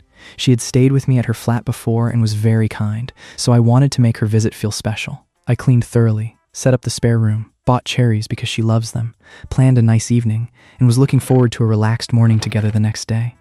The evening itself was fine enough. We went out for dinner, played Scrabble, and talked. Still, a few things felt a little strange. She moved things around in my house without asking. As she was leaving, she rudely declined the cherries I had bought for her. She also corrected me for leaving my straighteners on the floor the last time I stayed at her place, even though they were turned off and nothing had happened to them. Overall, she was quite fussy and particular. She brought her own breakfast in a Ziploc bag and seemed to look through my things. Then the next morning, she woke me at 7:30 a.m. and told me she was leaving right away. She said she had woken up at 5 a.m., couldn't get back to sleep, and wanted to go home. She was gone within minutes. I was completely taken aback because I had planned to make breakfast and expected her to leave around noon. She said she'd had a lovely time, but I still felt dismissed. Since then, she hasn't texted to say she got home safely. She said she wanted to split the dinner bill, let me pay, and then forgot to pay me back. She also sent a long text about the sofa bed being too hard and suggested expensive mattress toppers. It read like an Amazon review. There was no proper thank you, no apology for leaving early, and no real acknowledgement of the effort I had made. I'm hurt. I feel like I went out of my way for her, and she treated me like a hotel guest, criticizing the bed, rearranging my space, and leaving without warning. I have a ticket to a gig in a few weeks and had been supposed to stay at her house afterward, but I've decided to arrange my own accommodation instead. I just don't feel comfortable staying with her now. If she brings it up, I plan to tell her that I don't think she should stay at my house again, though I'd still be open to day trips or meals out. In the end, I've decided I no longer want to continue the friendship. I'm not going to be left in tears in my own home by anybody. That's where this story ends. This one hits that weird spot where the small stuff adds up fast. Moving things around, the Ziploc breakfast, and then that mattress topper text after leaving early all paint the same picture. I'd be pulling back too, because once somebody turns your house into a review form, the vibe is gone. That is a lot of effort to get treated like checkout was the main event. This next story is about a boyfriend hanging out one-on-one with a girl his girlfriend thinks is interested in him, and the tension builds because nobody seems eager to say the obvious out loud. This is the build-up to it, and we never fight, so this was really out of the ordinary. We've been together for 3 years, and our relationship has always been great. We have the same interests, the same opinions and beliefs, we're compatible in bed, and jealousy has never really been an issue for either of us. We have a group chat with a bunch of mutual friends, and one of them is a girl who I know wants to sleep with him. I noticed it last weekend when we all went on a cruise.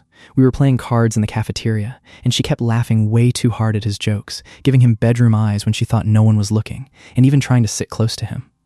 I didn't say anything to him about it. I didn't think I needed to, since they aren't really close anyway, even though they've known each other for a long time. I'm not exactly sure how long, but probably since high school. They don't hang out one-on-one, but they do talk in the group chat sometimes, just like everyone else. He has other female friends that I'm totally fine with, the ones he's actually close to. I don't really have any guy friends I'm close to, and I can tell he prefers it that way. Whenever I've mentioned something funny about one of the guys I used to know, he'd get a little sour, but try to hide it because he didn't want to ruin my mood. Honestly, I don't feel like I need another man in my life when I already have him. The blacked out name I mentioned was a guy I used to be friends with, like actually close with, but we barely talk anymore unless it's in the group chat, and that's fine with my boyfriend too. That guy used to like me, and it's pretty well known, so now I'm wondering if I'm overreacting for being upset. I'm starting to think maybe he's right, but I don't want to ask anyone I know in real life. This felt like the best place to get an opinion. That's where this story ends. I get why that would stick in her head, especially with the cruise trip and the bedroom eyes description. The thing that jumps out is how she's also noticing his reaction to her own male friend, so this isn't just coming out of nowhere. I think the real problem here is less the hangout itself and more the trust issue sitting underneath it. That kind of quiet suspicion can get loud fast. This next story is about a grandmother who already wore out her welcome after one postpartum stay, and then makes one more wildly familiar comment while touching the baby bump. This is just a quick story for a laugh. With my firstborn, my mill completely lost the plot and, in the process, wrecked her relationship with me and seriously damaged her relationship with her son, my husband. She stayed with us for a month after I gave birth, which was a mistake I'll never repeat, and her behavior was outrageous from start to finish. She did all the usual things, non-stop outdated advice nobody asked for, constant criticism, grabbing the baby out of my arms, making everything about her feelings during my rough postpartum period, and bad-mouthing me to my husband behind my back to plant the idea that I couldn't manage on my own. She also tried to steal important firsts from me, like his first bath and first stroller walk. But the thing that really got under my skin was how she kept referring to my son as my baby. She'd say things like, "What's Op doing with my baby in the other room?" or "my poor baby," if I did something she thought was unsafe, like not putting socks on him inside the house in August. She even tried, "Can I have my baby now?" when she wanted to take him from me after I'd nursed him. Anyway, I'm now 6 months pregnant with my second, and she has been kept firmly at arm's length. She gets the bare minimum of updates, and she knows she won't be staying with us after I give birth or seeing the baby until at least 6 to 8 weeks later, since we live in different countries. We recently visited her during this pregnancy with our son, and overall the trip went fine. On our last night, the baby was kicking a lot while she was sitting beside me. For a moment, I thought maybe I'd be generous and let her feel the kicks. So she put her hand on my stomach, felt the baby move, and said, "My baby, my sweet baby in there. You're my baby. Do you know that? Do you know you're all mine?" I just stared at her like she was out of her mind and said, "Don't scare the poor fetus into thinking her mother is some random 63-year-old woman. She'll never want to be born." And that was that. Honestly, I don't care much at this point. She can say whatever she wants. She's unhinged and deeply insecure, so this time around I'm refusing to let it get to me. I'll be baby-wearing this child every time she's around. That's where this story ends. That baby kicks moment is such a specific little nerve to hit. After the first postpartum stay and all the "my baby" talk, I can see why even a joking line would land badly. I thought her response was pretty perfect, honestly. Short, blunt, done. Some people really do hear 1 inch of space and treat it like a lease renewal.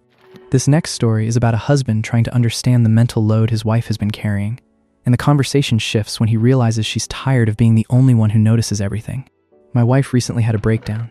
By her own admission, it was tied to her period, and with a full moon on top of that, it was basically the perfect storm.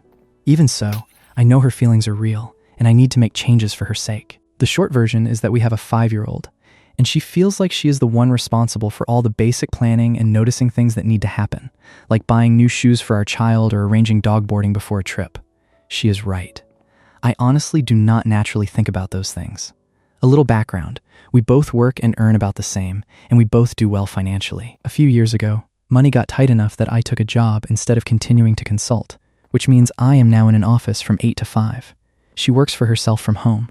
Taking that job let us keep the lifestyle we have now, and she has always been grateful for the sacrifices I made so she could keep growing her businesses, which have done very well with my salary as the safety net. That setup also made it easier for her to handle school drop-offs, pickups, and most of the logistics around our child. I do not think I fully understood how much stress that created for her until recently.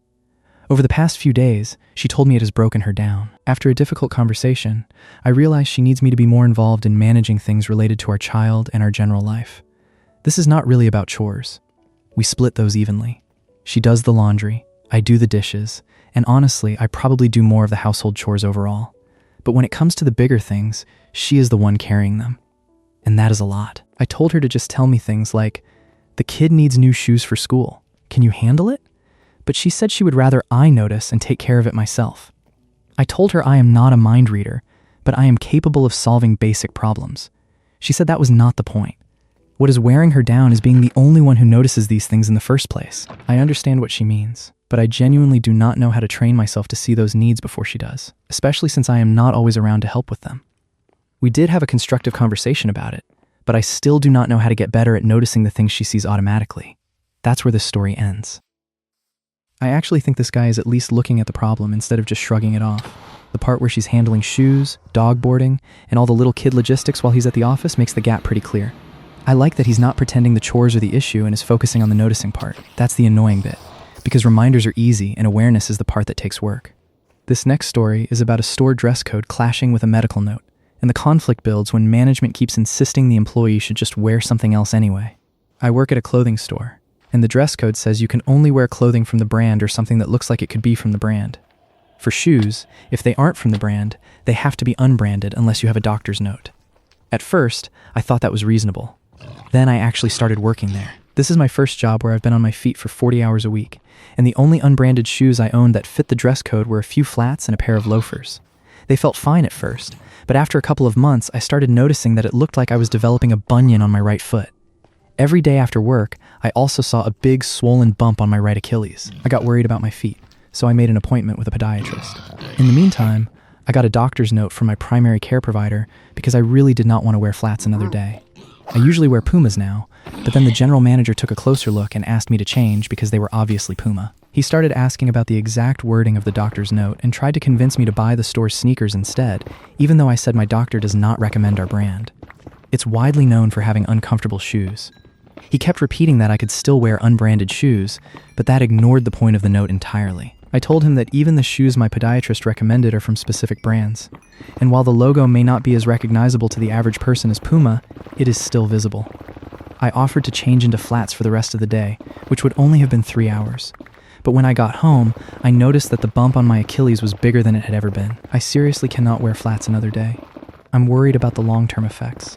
Bunions usually end up requiring surgery. It's just a matter of how long I can put it off if I protect what I have now. I'm not going to wear anything other than the shoes my podiatrist recommended for long hours every workday.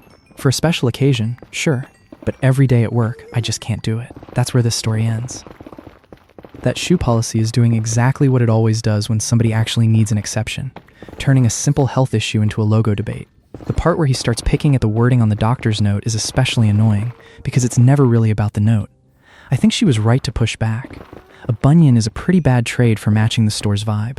This next story is about a shopper who gets mistaken for an employee in a grocery aisle, and the awkwardness keeps growing when the actual worker decides to snap back. A few years ago, I worked as an Instacart shopper for about 2 weeks before I got fed up and quit.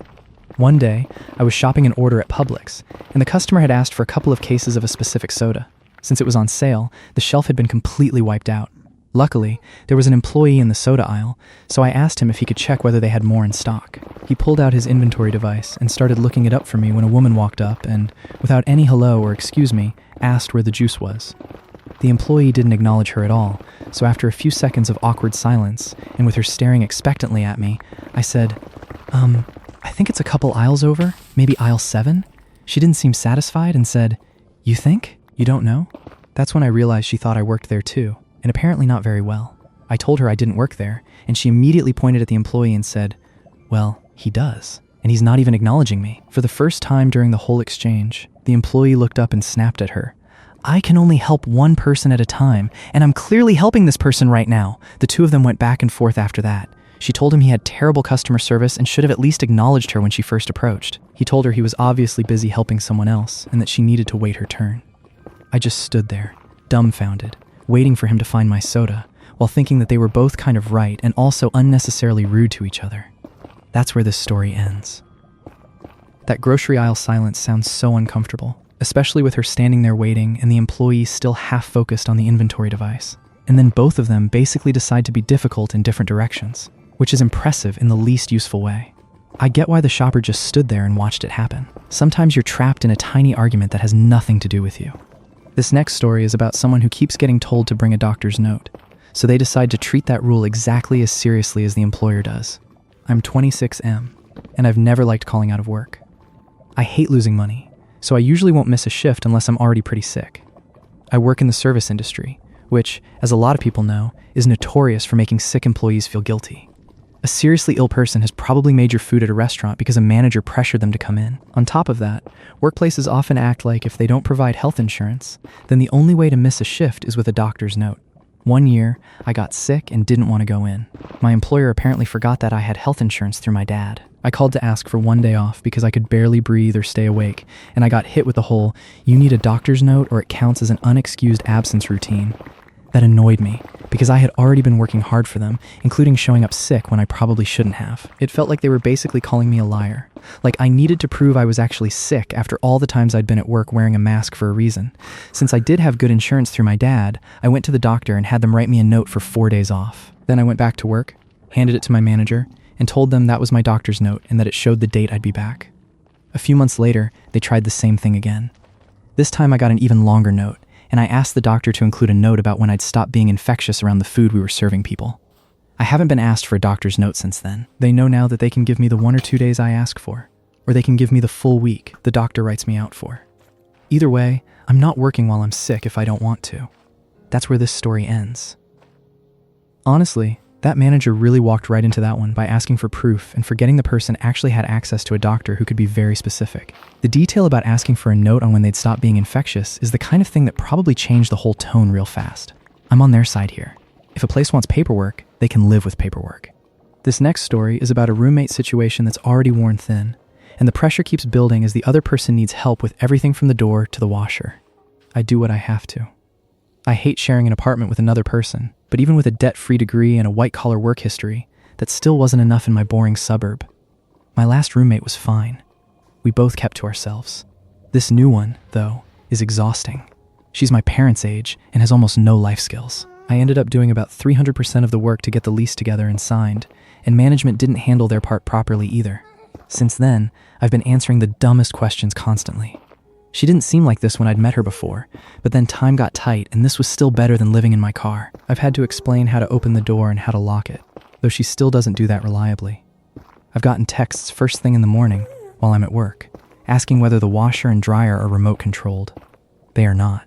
They're old as hell, and I had already put laundry in to dry before I left. Yesterday, I came home to find the door not fully locked. The glass door/window wide open to the summer sun, the fan still running, and no more of her things put away than the day before. She seems to be trying to move an entire house into an apartment she saw twice before signing anything. Everything is scary. She also projects all kinds of babyish dramatic nonsense onto my cat, who is the calmest boy and gets along with people just fine. I can't come home without getting trapped in some stupid conversation I don't care about.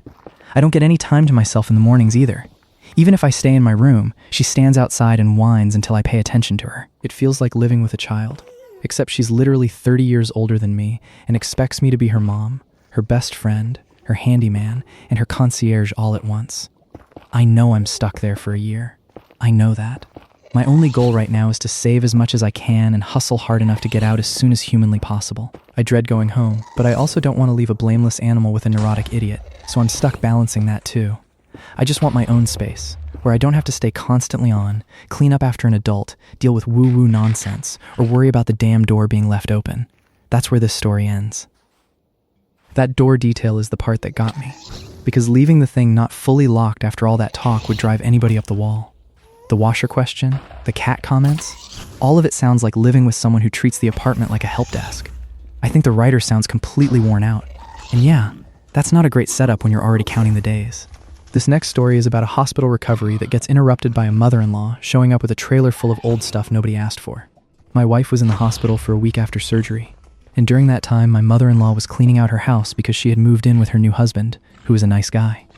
After a yard sale didn't work out, my mother-in-law decided she was going to bring everything that she said belonged to my wife down to us. My wife told her no. She explained that she was recovering from surgery, couldn't bend at the waist, we didn't have the space, and she didn't want any of it. That led to a fight over the phone while my wife was lying in a hospital bed. This was around her 8th week in the hospital, although she seemed to be improving. The next day, my mother-in-law called back and said she had realized going through everything would be harder than she thought, so she rented a storage unit near us. She told us she was coming down that weekend, but she didn't give a specific time, only that it would be on the weekend. Then, on Saturday morning at 8:30, she called my wife and said she'd be there in 2 hours and needed her ready. My wife was still on painkillers and fell back asleep. At 9:30, I got a call saying they were already there and I needed to bring a lock. I woke my wife up, she took her morning medication, we dropped our toddler off with a close friend, and then we went over. They had brought a horse trailer packed with junk. It was an entire trailer full of it, and almost all of it was just junk. There was a box of my mother-in-law's trophies, 4 boxes of books that smelled like decay and hoarding, 3 long boxes of board games, 5 garbage bags of stuffed animals, some of them moldy, 2 boxes of my wife's late father's clothes, a telescope, records, decaying lawn toys, deflated promotional footballs, 6 separate Bibles, a box of clown dolls, an Atari and an ES1, boxes of Barbie dolls, and Barbie accessories, a dead riding Jeep, Dale Earnhardt memorabilia, military discharge papers, and 2 boxes of my wife's elementary school work. A lot of it was moldy, or had rotted rubber seals, or still had batteries left inside. And yes, there were 8 boxes of Barbies. My mother-in-law was angry that we were late. They loaded up the last 2 carts of moving boxes, and then they dropped off a blanket chest in our driveway. We spent the rest of the day sorting everything into keep, sell, donate, and throw away. I ended up tossing 20 40-plus gallon totes into my sedan, and the storage facility wouldn't let us use their dumpster. I couldn't get the mold smell off me, and I lost a day of time with our toddler just to throw away garbage from 1980. Fuck her. Not my wife. My wife is great. That's where this story ends. That trailer full of boxes is already too much. And then the list just keeps going with moldy bags, dead batteries, and 8 boxes of Barbies like it's never going to end. The part about having to throw all that out in a sedan while the storage place wouldn't even let them use the dumpster is just extra rude. I mean, I'd be furious too. That's not a cleanup, that's a punishment. This next story is about a relationship that looks solid on the surface until one message makes the whole thing feel a lot less settled. My boyfriend, 28, and I, 28, have been together for a year, and this has probably been the healthiest relationship I've ever had. He's genuine, he treats me well, he has a good heart, we have a lot in common, and we have the same sense of humor. In a lot of ways, he checks every box I have for a life partner. From the start, we were both very clear that cheating is a major deal breaker for us. We each have bad histories with cheating, so we've had real heart-to-heart conversations about it. He even cried once and begged me never to put him through what his ex had put him through. He works as a personal trainer, and recently I came across a conversation between him and a woman he used to work with at a gym who is also a personal trainer. She asked him whether he still had a girlfriend, and he answered, "Nah." She apologized for the bad news, and he basically replied that it is what it is and life goes on. I've tried to look at it every possible way, but I can't come up with any explanation for why he would say that. I don't think he has cheated on me, and I don't think anything has happened between him and this woman, but I still don't know what to do. I've always told him that if he ever cheated, I would leave immediately without asking questions. This may not be cheating, but it feels like the beginning of something that could turn into cheating. At the same time, he tells me all the time that he loves me and that I'm his dream girl. I've been going back and forth about whether I should even bring it up. I know a lot of people are probably going to hate this, and honestly, if I were reading this as an outsider, I'd probably tell myself to break up with him too. But this relationship has been the healthiest one I've ever been in, and it's hard to let go, especially when we've already talked about marriage and kids. I know that once I bring it up, if he doesn't have a reasonable explanation, I'll probably end the relationship. I just don't know if I'm ready to do that yet. I really need advice, and maybe the courage to do what I know I need to do. What should I do? That's where this story ends. That screenshot is rough, because it's not some vague rumor or random jealousy spiral. It's one clean little line, and that makes it harder to shrug off. I can see why she's stuck on it, especially with the marriage and kids conversations already in the air. It's the kind of thing where the explanation matters a lot, and also maybe not enough. This next story is about a gifted bottle of vintage wine, a neighbor who meant well, and a friend who thinks the plan for opening it is missing the point. I moved into a new place 3 months ago, and my neighbors have been a real blessing. They've been supportive from the start, and I've been helping them out in return. One older neighbor, Martin, talks about wine often. About a month ago, he proudly showed me part of his collection, and I was honestly amazed. Some of the bottles were 80 years old. We ended up bonding quite a bit over shared interests. Today, Martin told me he had something for me. He handed me a bottle and insisted I take it. It was a 1994 Wormser Liebfrauenmorgen Bierneslees, a sweet dessert wine. It's 0.375L with 9.0% alcohol from Zimmermann Grafe in ZELL/Mosel. It's also the year I was born. I pointed out the possible value to Martin because I wanted him to understand how special and expensive something like that can be. From what I know, it isn't cheap, and it clearly meant a lot to him since he had kept it for more than 30 years. I felt like it was far too generous to accept after only knowing him for 3 months. Martin said he didn't mind. He just smiled and told me to open it on a special occasion. I told him I didn't have any coming up anytime soon. He suggested a birthday party, and I explained that I wasn't planning one because of my finances. I also mentioned the current state of my house. I felt guilty, so I offered a compromise and suggested he visit me soon. Martin agreed. I apologized again for not having anything big planned, and he smiled and said he was happy I was honest about my situation. He also said he'd still be honored if I took the bottle, but that he'd be willing to drink it together with me. We shook hands on that agreement, and I went home and put the wine in my fridge. Later, I read online that the wine might still be good, and could even be better now, although there's also a strong chance it has spoiled since it wasn't kept cold. That made me even more cautious about opening it with other people and disappointing them. It reinforced my idea that I should open it with Martin and just laugh together if it does turn out to be bad. When I mentioned this to a friend, he said I had overstepped. He told me I had disappointed Martin, missed the signs, and used the spoilage argument as an excuse not to have a birthday party. He said I could still change my mind, host a party, invite Martin, and that it was shitty to adjust the plans just so I could drink it with him. I told him the birthday plans had never changed. I had made an exception for my neighbor. I'm not going to host a birthday party right now because my funds have run dry. My house, my rules. I also feel awful about hosting a party when tools are still lying around, but I'd feel just as bad drinking the bottle alone, which I won't do. I made an agreement with Martin, and I intend to keep it. Ada for standing my ground with my friend and not saving it for a proper big occasion like a birthday or other milestone, and instead drinking it soon with my neighbor? That's where this story ends. That wine situation is doing a lot for such a small bottle. The part where he wanted to open it together later, after talking about keeping it cold and all that, actually makes more sense than trying to force a perfect occasion. I think the friend who called it disappointing is missing the point a bit. Sometimes the simple plan is the one that fits best.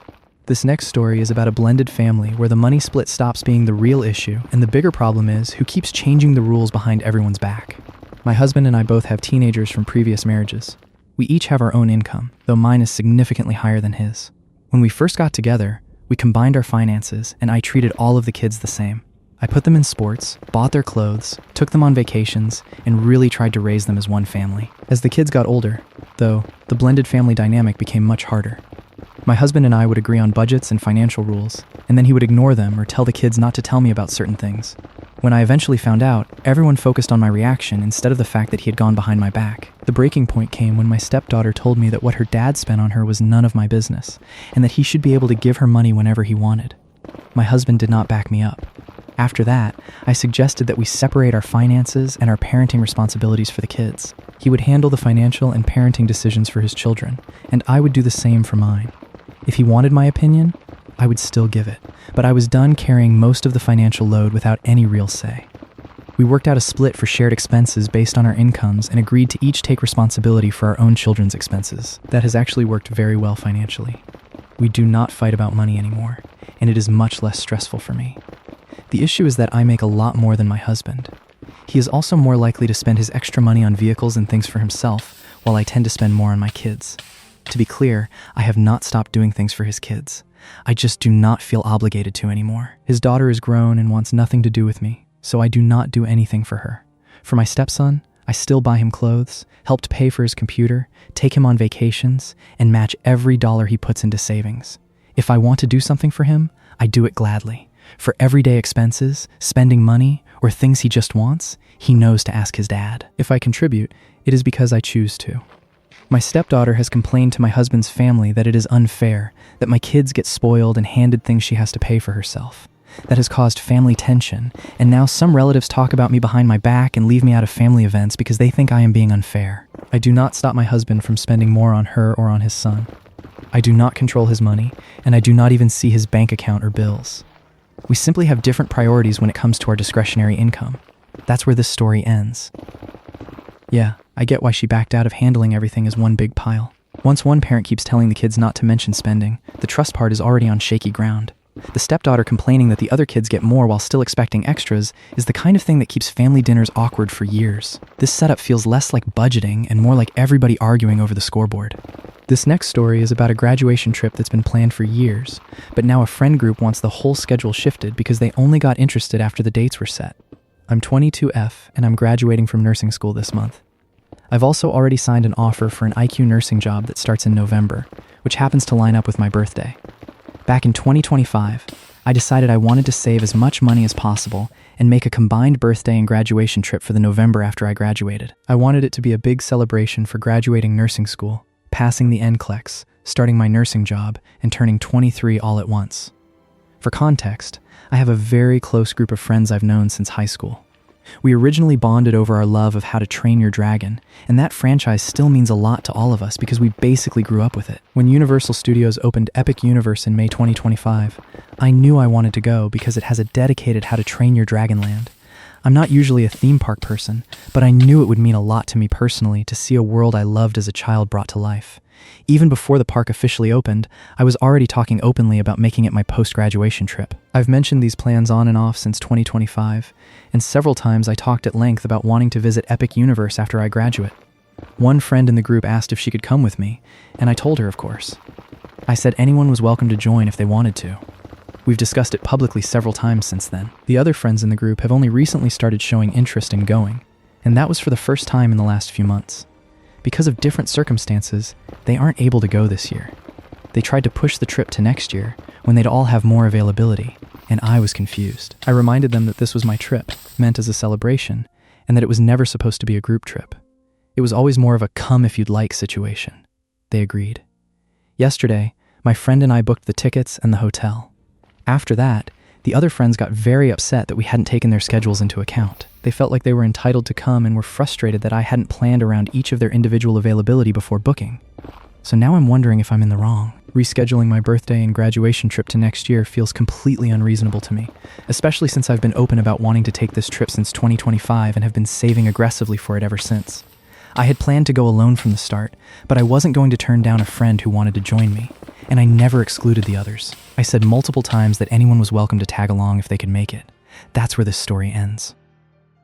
Honestly, the year-long planning is what makes this one easy to follow. She'd been talking about Epic Universe since 2025, and then the group acts surprised once tickets and the hotel are already booked. I don't think she was wrong to keep her own trip as her own trip. The moment a casual invite turns into a demand for a full reschedule, the whole thing gets a little ridiculous.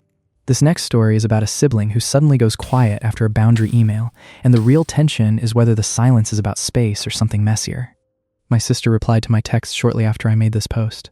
It turns out there had been an issue between us ever since I told her I didn't appreciate her comments about how upset our mom would be that I wasn't grieving her death. I had gone no contact and low contact with our mom a decade ago. Her message said that we were fine, that she was sorry for invalidating my feelings and experiences, and that it was never her intention. She said she needed some time to process how my boundary had been communicated to her, and that she would let my husband know so he, our dad, and I could plan his birthday. Now I'm wondering whether I'm overreacting by being upset that she never told me before this, that she had been bothered by me. I also want to clarify that I communicated my boundary by email. When I get too emotional, I lose my words and struggle to say what I mean, so email is how I handle that. My family knows this and is fine with it. Before she finally responded, I had been trying to reach her since Sunday because I wanted to know whether she had already made plans for our dad's birthday on August 16th. I sent my last text at 8:22 a.m., and by 12:04 p.m. there was still no reply.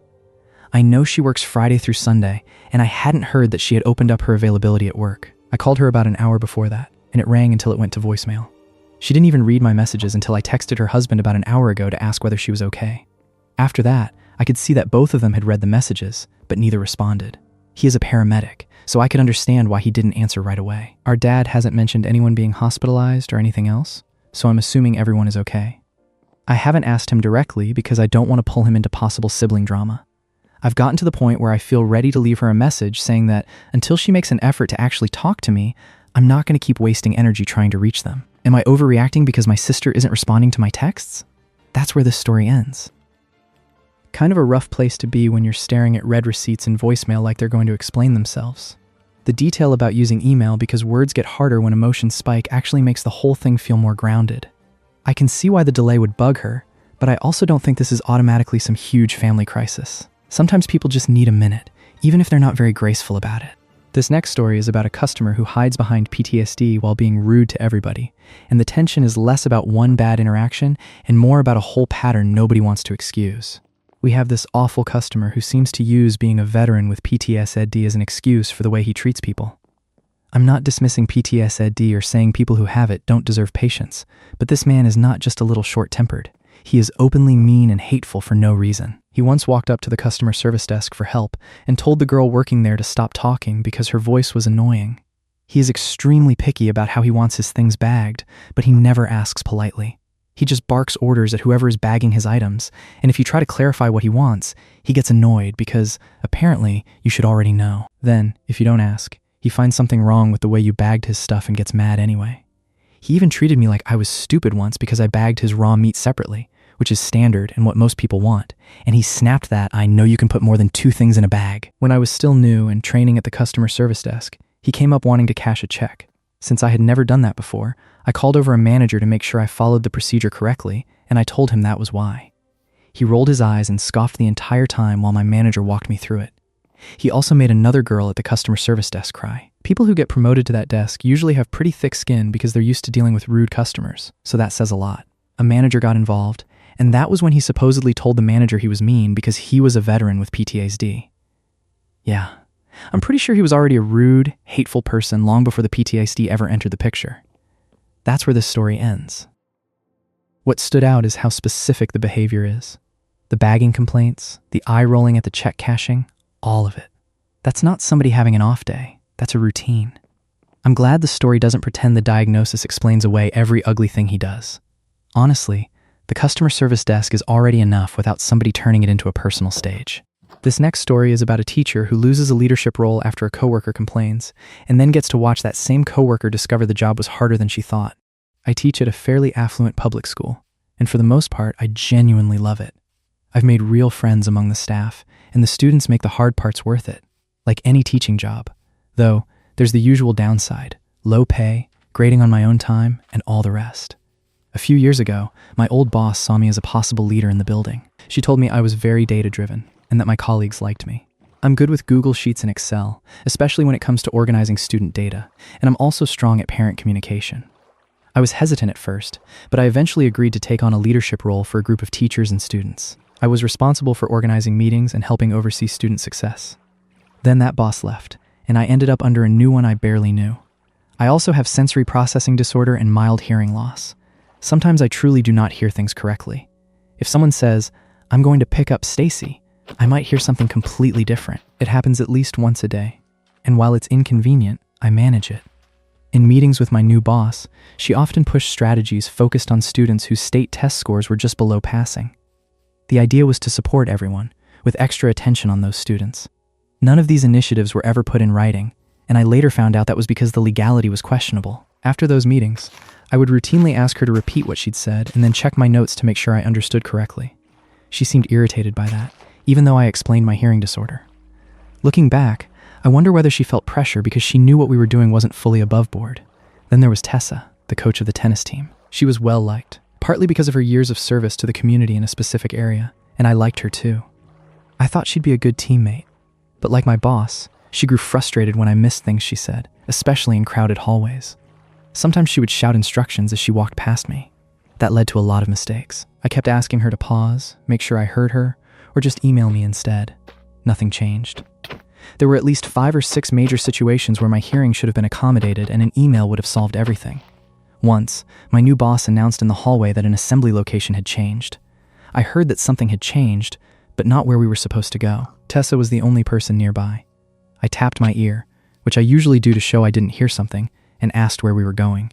She answered quickly and kept walking, and I still didn't understand. My students and I ended up arriving at the assembly 5 minutes late after wandering around the building. When my boss asked what happened, I told her I hadn't heard correctly. A few weeks later, my boss called me into a meeting and told me I was losing my leader position because of inconsistency and disrespect toward colleagues. When I asked which colleagues, she said that was private. When I asked how I'd been disrespectful, she said that sometimes I got frustrated when I said I couldn't hear things and tapped my ear. I told her that was the owl sign for hear, as in I can't hear you.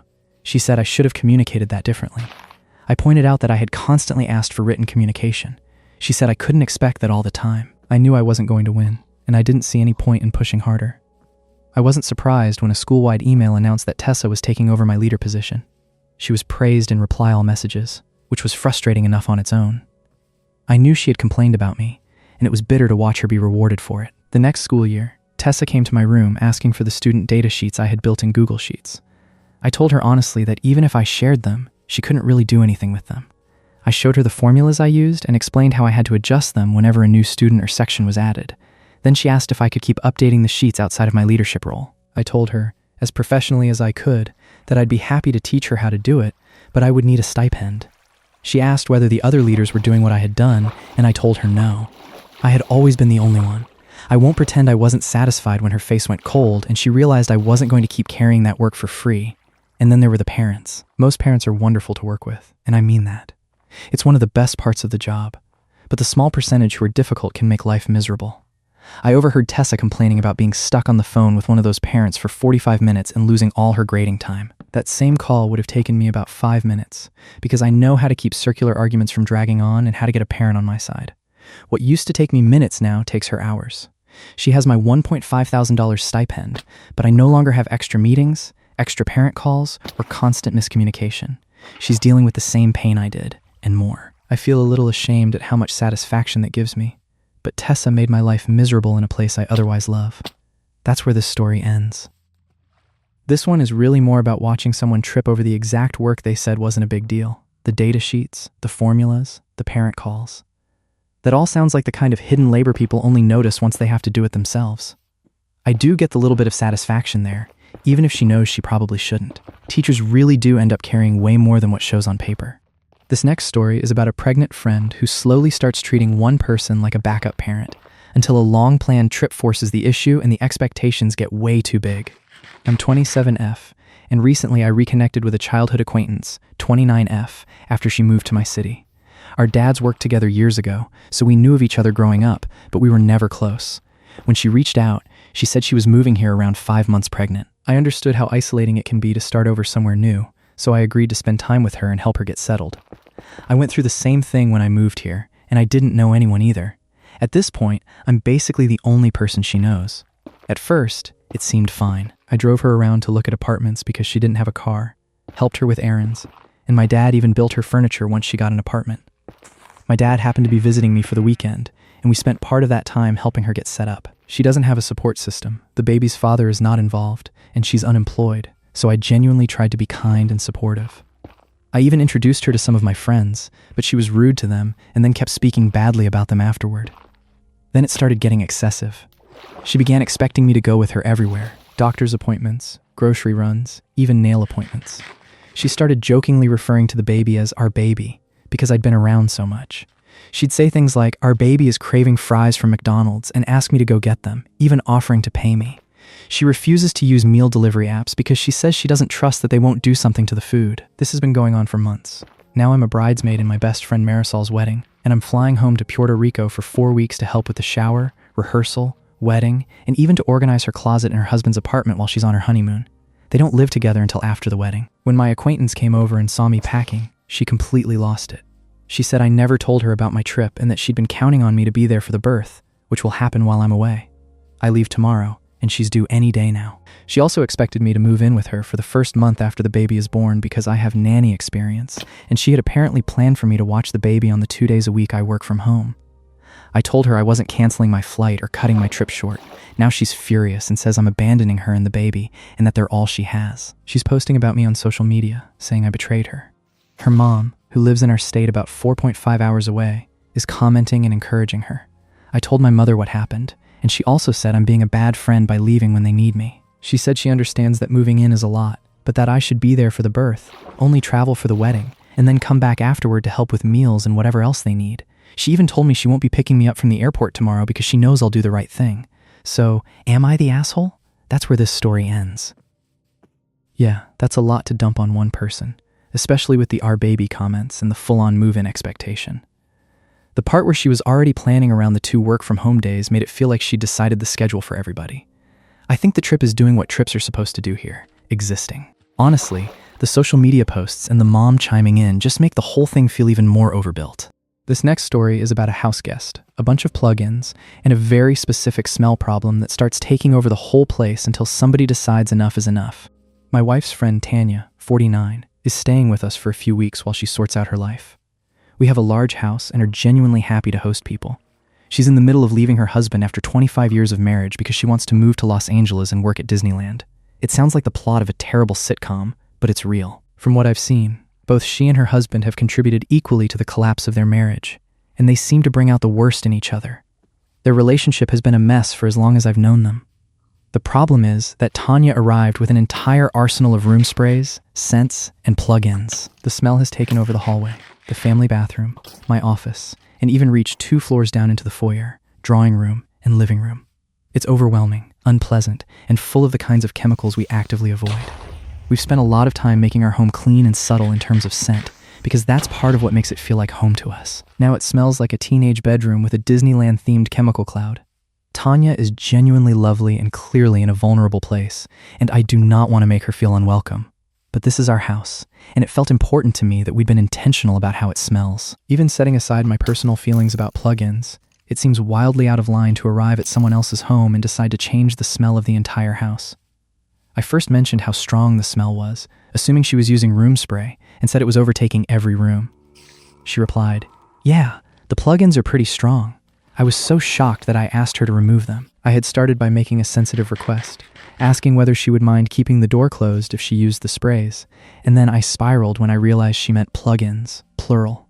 My wife told me I was being an asshole for making Tanya uncomfortable while she is going through so much, and said I crossed a line by asking her to stop. I was stunned that she thought it was acceptable for someone to change the scent of our house like that. The plugins are already gone.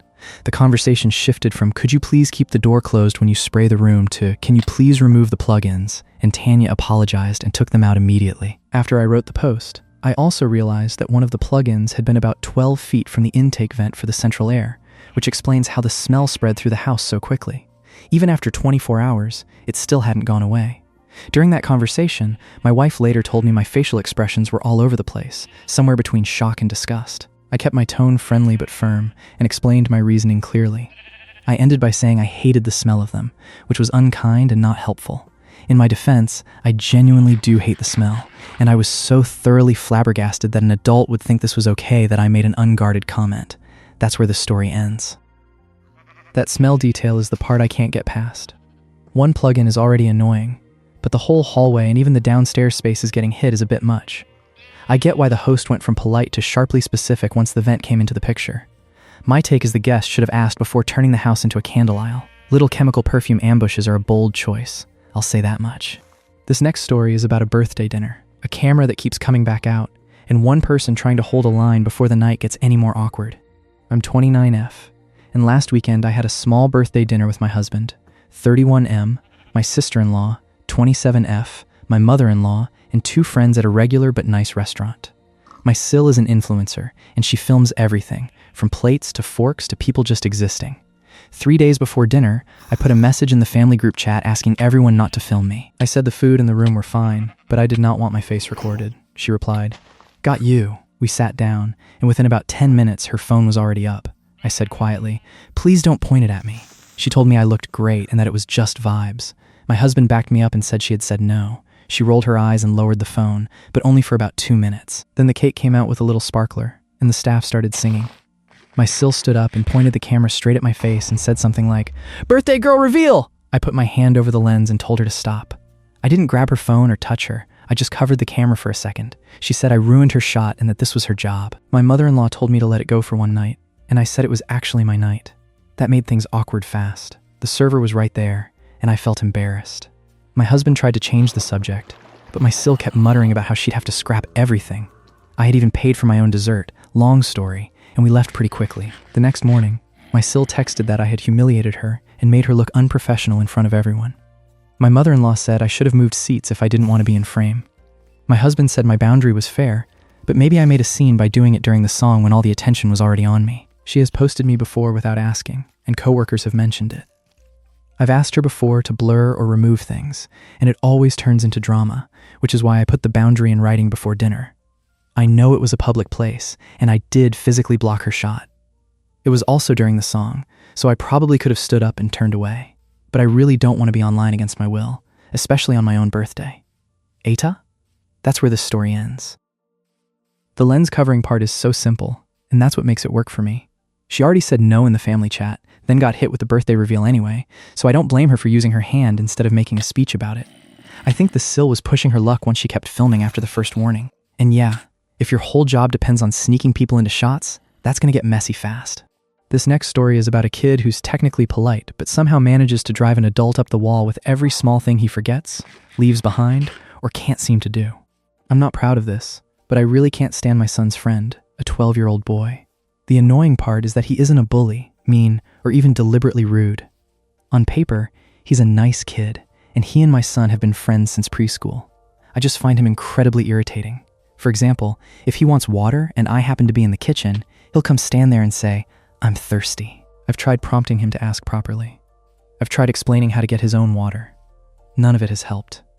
At this point, I just say bummer or ignore him.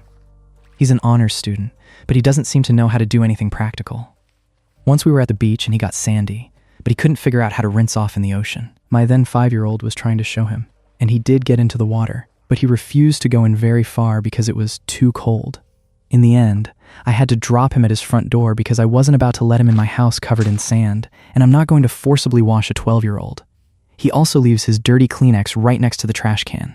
5 of them. Even after I talk to him about it, he just forgets. He talks about himself in the third person. My 6-year-old beat him in arm wrestling last week, and it wasn't close. He's extremely addicted to screens, refuses to learn anything athletic, can't ride a bike, and leaves his things everywhere. He plays video games constantly, but somehow still isn't good at them. He also looks like a Dickensian orphan for some reason. My kid always wants him to sleep over, partly because he's always available and doesn't have any other friends. He never asks my kid over in return. He also has no idea how to order food at a restaurant, even though he's been to plenty of them. For context, I have 3 kids with lots of friends, and I like all of them the normal amount. I'm really trying not to be a jerk to this kid because I know his parents are kind of crappy and none of this is his fault. I'm just venting. I really can't stand him, but he can still stay for dinner.